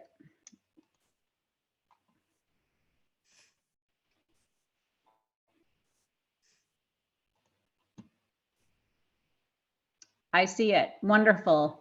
So here's the landing page. Yeah, and it is perfect. Thank you.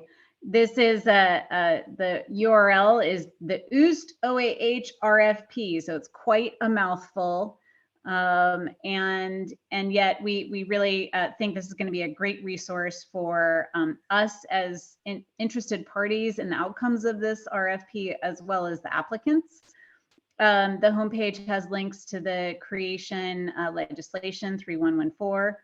Jack is moving to the descripting link about the Ocean Science Trust and to the OAH Council with sublinks within there on important documents. And if you scroll down there, there are links to the action plan and other documentation there.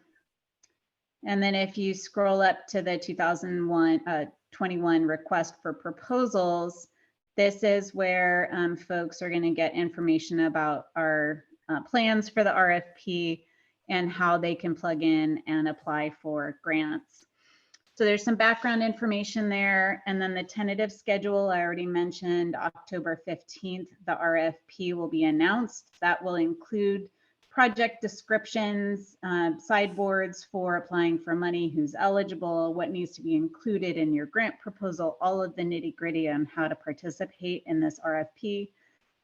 All of those projects will be included in that opening on October 15th, except for what's in Appendix C, which is the communications plan. And so we'll come back to that in just a minute. There will be a second release for the communications plan line item itself. That will be released November 5th. All of the proposals for all 8 line items will be due by December 21st. So yeah. We'll have, as Jack was trying to highlight there, we will have an informational webinar on October 22nd to answer questions of potential applicants, have discussions about the projects as requested. So keep that in mind if you'd like to participate or have folks that you think would be interested in applying for these funds. And then during the months of January, December, January, and February, we will review proposals and provide awardees a notice of an intent to award. The expectation is that projects would then start in March of 2022. And as I mentioned, we've already indicated as a sideboard for being awarded funds that we ask applicants or awardees at that point to participate in a symposium, State of OAH Symposium, both next year, but then also 23 and 24. So all during the period of time when they're receiving funds, and then after the funds are fully expended and the final projects are done. So this is what we've created. As I said, this is a function of the OOST, not a function of the OAH Council, but Jack and Charlotte and I are happy to participate and support this process and are grateful for the opportunity to really shape the success of this program with the OOST. And so I am offering this, Jack and I are offering all this information with that in mind. And you do have a couple of decision points that I think Laura is going to tee up for you possibly next. And so I'll just pause there and see if there are questions or requests for additional information in any of the areas that we mentioned today.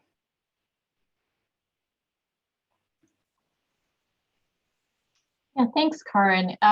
Just a quick question about once you receive the proposals and then you make the decisions, do you envision the OOST board being involved in that with some other outside experts, or what is the review process that's going to be suggested?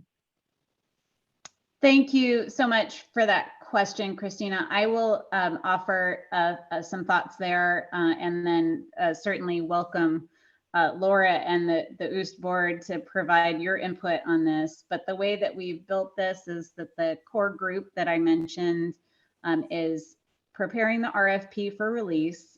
And then we have a slightly expanded concept for an evaluation team that will review the scientific merits and make recommendations on the priority proposals that should be awarded funding.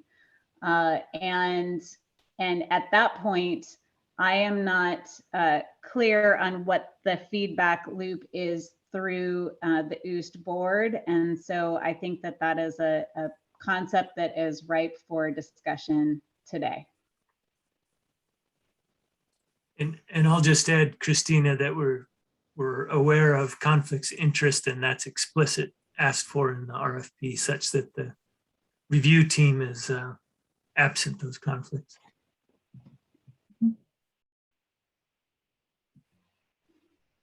Yeah, and I'd be happy to respond to that also, Christina. The way that we've positioned kind of this core team is that the OOST and the OAH Council were brought together to move this $1 million. And OOST has its core competency in being a fiscal entity that can receive and distribute funds and hold all of the accountabilities in place for that to happen. The OAH Council really has core competency on more of the scientific and technical merits of the proposals themselves. Not to say that we individually don't have that competency, but I think the way that it's going right now is working quite well, which is, Steve Marks is representing the OOST on the team that is reviewing how the RFP is constructed. And then we'll continue to be on the evaluation team that will also include some others outside of the OOST and OAH councils, just to have broad purview. That evaluation team will likely bring their recommendations, forward for our review, but I don't see us having a lot of engagement in that process other than being able to approve or not approve the recommendations for funding that they bring. Okay, thanks. I think augmenting a little bit on one of the comments that Laura made, we have built into the structure of the RFP that if there are particular proposals that are talking about methods or subject matter that is beyond the comfort and expertise of the evaluation team, that we could send those out on a confidential basis to additional reviewers for that subject matter expertise, and for them to provide advice to the evaluation team, but that the evaluation team would make the final votes or recommendations on that proposal. Yeah, this will be a new uncharted territory for us again. We have been successfully navigating the Marine Reserves Assessment Project, which has the Oregon Community Foundation involvement, and they bring a lot of expertise and layers of administrative support. We don't engage them with this. These were legislative dollars that can go directly from the Treasury and out through some administrative support and contracts with the department, with Andrea and her team. So, we're doing a great job, but it seems like, every meeting we've got something that we have to kind of figure out and work through for first. But there's a lot of experience on both sides, so.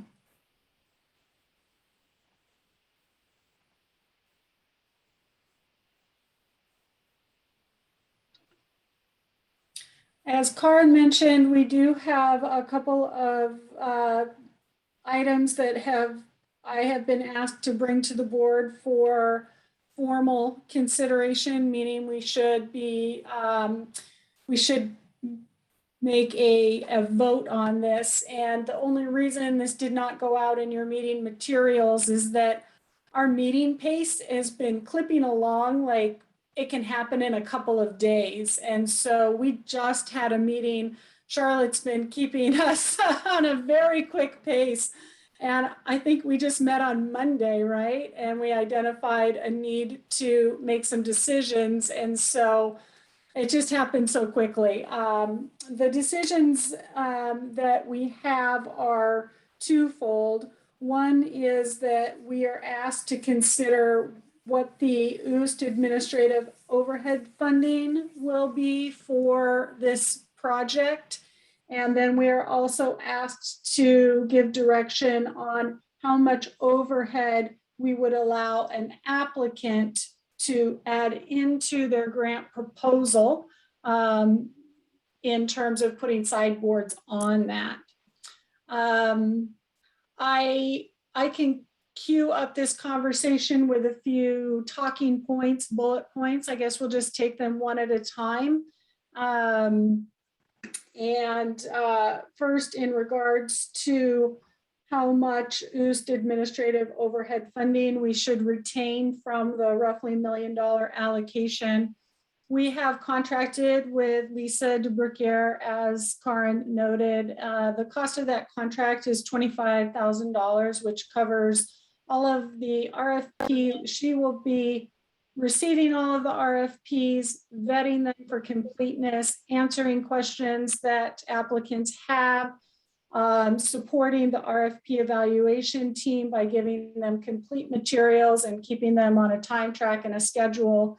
And then we'll be also on standby over the 2-year period that projects are happening to make sure that reporting is happening on time. This is basically because, you know, we don't have our own staff. So we're getting a pretty good value in this. It is about 2.5% of the $1 million, which is a pretty decent administrative rate for getting that kind of logistics support.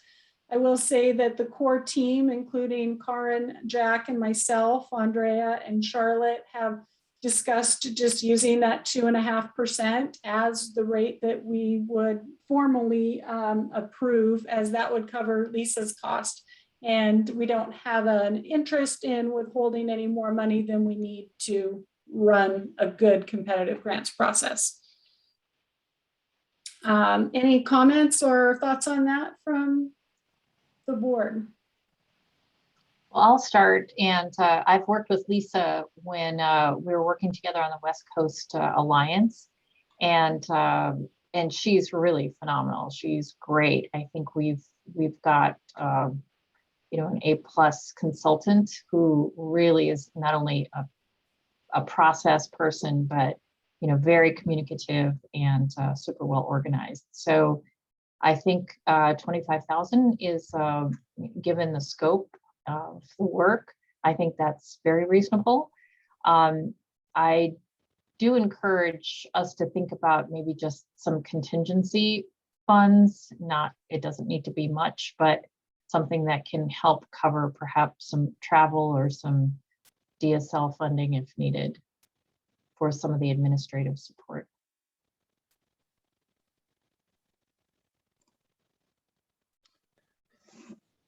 Hi, this is Steve. I was gonna just want to echo what Christina just said. I agree, Lisa is great, and at 2.5% or $25,000, we are getting a great value there.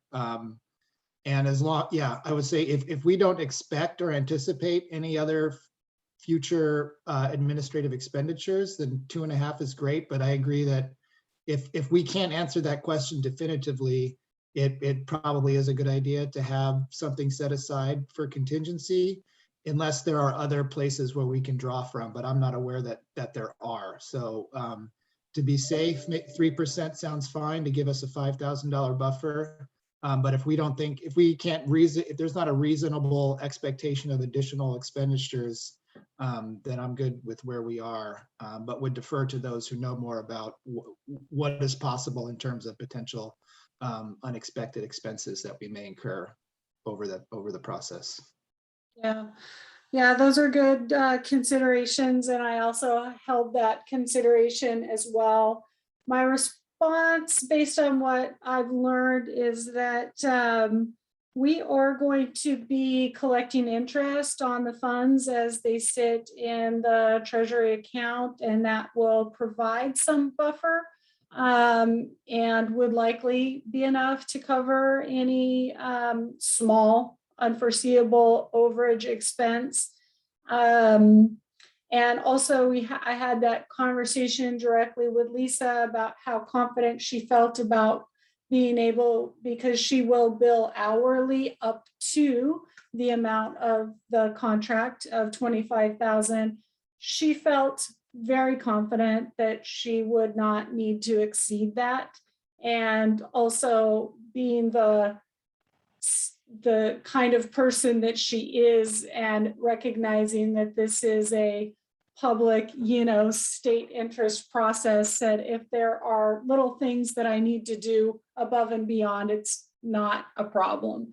So my gut says I kind of wanted to go for the 3% to have a buffer, but I feel like we have an obligation to get as much money out on the field as possible. So I'm kind of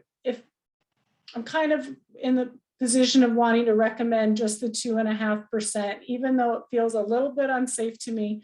I think the interest money is there, and I think Lisa's willingness to work with us is there, and it shows that we're really working to get the money out into the field and into the hands of the researchers. Maybe I could follow up, Laura, with if we think about contingencies or we think about unexpected expenses, do you think that there would be the need to have any additional administrative costs for any other entities that might potentially need to be involved in this? Or is it really just for the contract and the RFP? That's a good question, and possibly something that is good for broader consideration. As Karen had mentioned, the wanting to do symposiums and other kinds of outreach. I think those are funds that can be procured through outside, mechanisms, and that the OAH Council and the OOST could try to, find other pockets for that so that we can really keep these dollars in the legislative intent of putting them just into researchers' hands. Okay. And I might even ask if Senator Anderson or Representative Gomberg have anything that they could contribute to that. I'm making some assumptions, and that can be dangerous, so.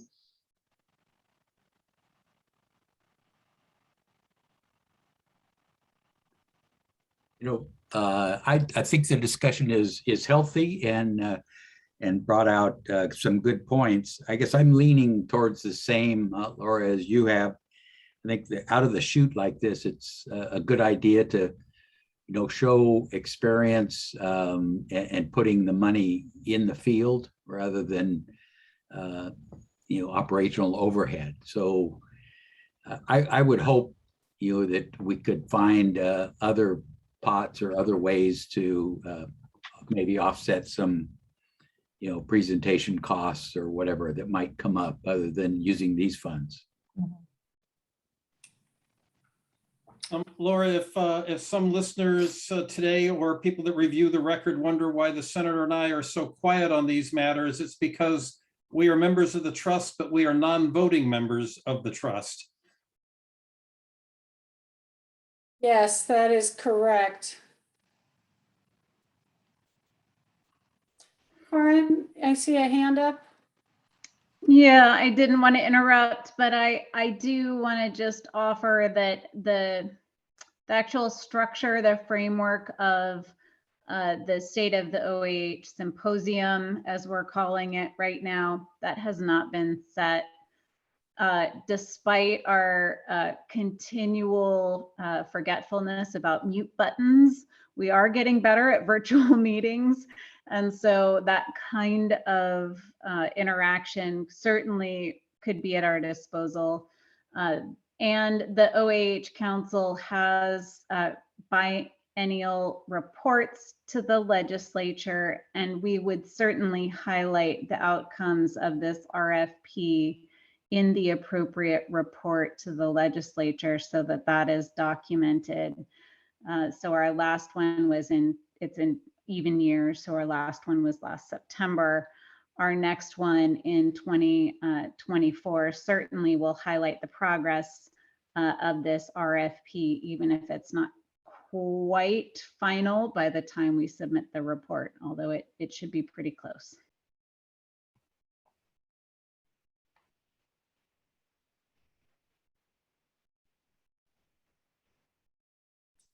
Okay. So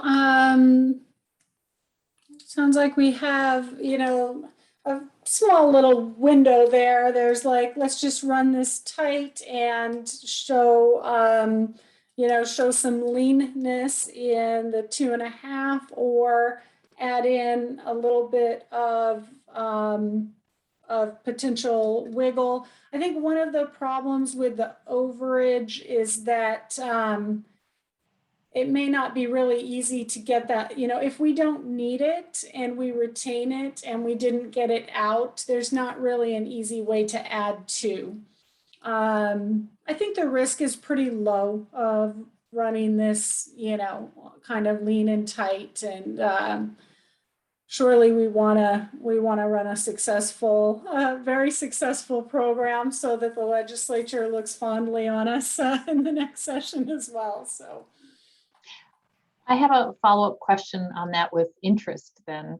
How does that work if we accumulated some interest on the funding and then we actually didn't have to use it for any kind of contingencies by the end of the biennium? What happens if we want to add money to a particular grant that was awarded? Is that possible to amend grants in this process to be able to use all the funds? Yes, Andrea, could you speak to the question of the interest? Because I know that's something that you had looked at. And then in terms of the ability to add funds to grants, I might need to defer to possibly Jack or Corin on that. Sure, great question. So the way that the OOST fund was set up, interest is continually appropriated to the OOST. Because it is an expenditure limitation of the Department of State Lands, we would have to go and ask for permission to spend those funds outside of the biennium. So that's something that we will need to work together on. I believe that the way that the grant structure is set up, you guys would have the ability to possibly amend a grant agreement to, in theory, add funds if that is something that the OOST chose to do. But the funds will be continually in the fund, so it's not like a use it or lose it if you don't spend it in 2 years. So they will stay with the OOST. Yes, does that fully answer the question? Yes, it does, because usually the funds have to be spent by the end of the biennium, but that's really helpful to know that there might be the opportunity to roll over interest into the next biennium. Thank you, that was very helpful. So are you looking for a motion, Laura? I would love to hear a motion, yes. I would like to move that we approve a contract of $25,000 to Lisa DeBouquer as part of the 2.5% administration that is required to put this funding on the ground. Great. I think if I could just maybe modify that a little bit. The contract is already in place, so I should have been more specific, Christina. I think all that we need is a motion to retain 2.5% of the funding to support administration of the grant. So moved. Okay. Steve, you're up with a second. Thank you. Yes, I second, subject to any necessary changes by our parliamentarian if we have one, but I don't think that we do. So if that's acceptable according to Robert's Rules of Orders, then yes, I second, and thank you very much. Yeah, I missed the Robert's Rules of Order crash course prior to taking the chairwoman position, so keep me on track where need be. All in favor? Aye.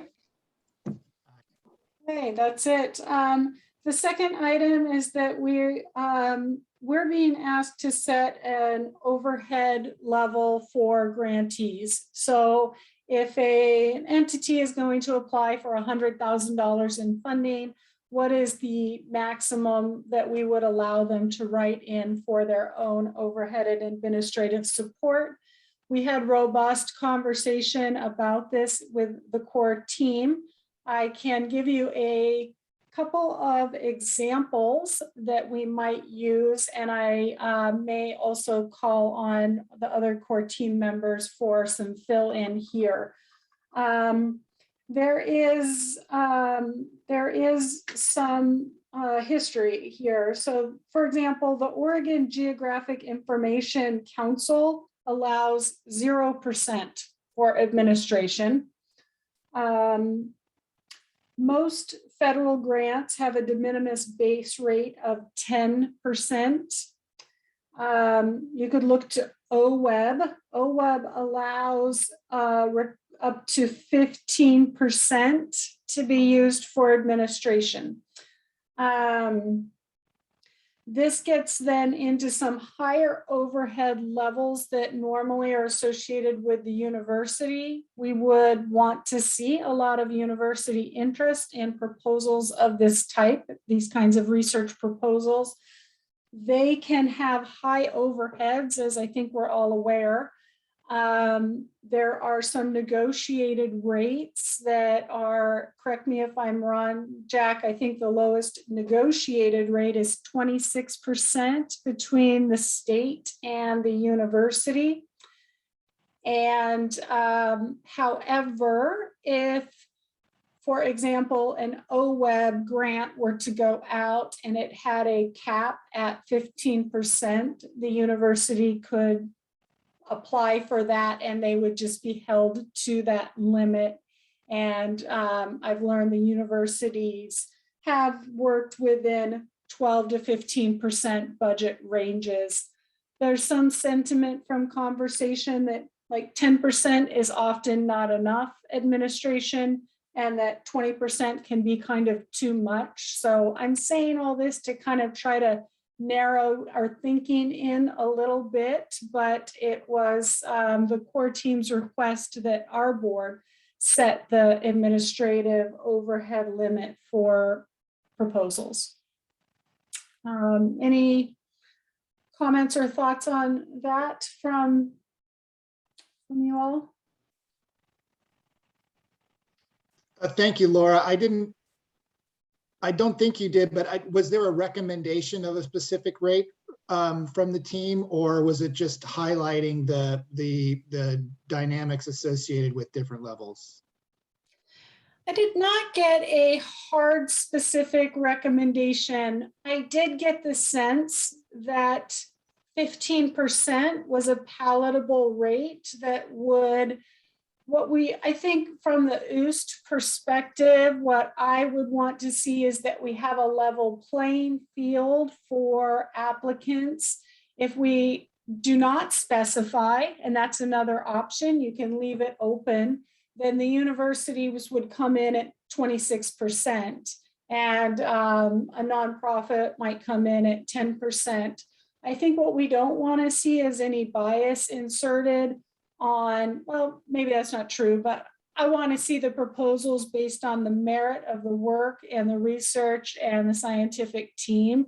And I want to limit the amount of bias that could come in because one entity has high overhead and the other entity has lower overhead. So. Well, I understand with the university overhead, you know, it is pretty high. Having written a lot of grant proposals in my life, I have had limitations of 10% or 15%. It's never been higher than 15%. So the way that you calculate the administrative costs is sometimes can be a bit tricky. So in some cases, you know, if you're hiring, let's say a technician to do the work, that technician is out in the field, and some people can consider that an administrative overhead because you're paying a technician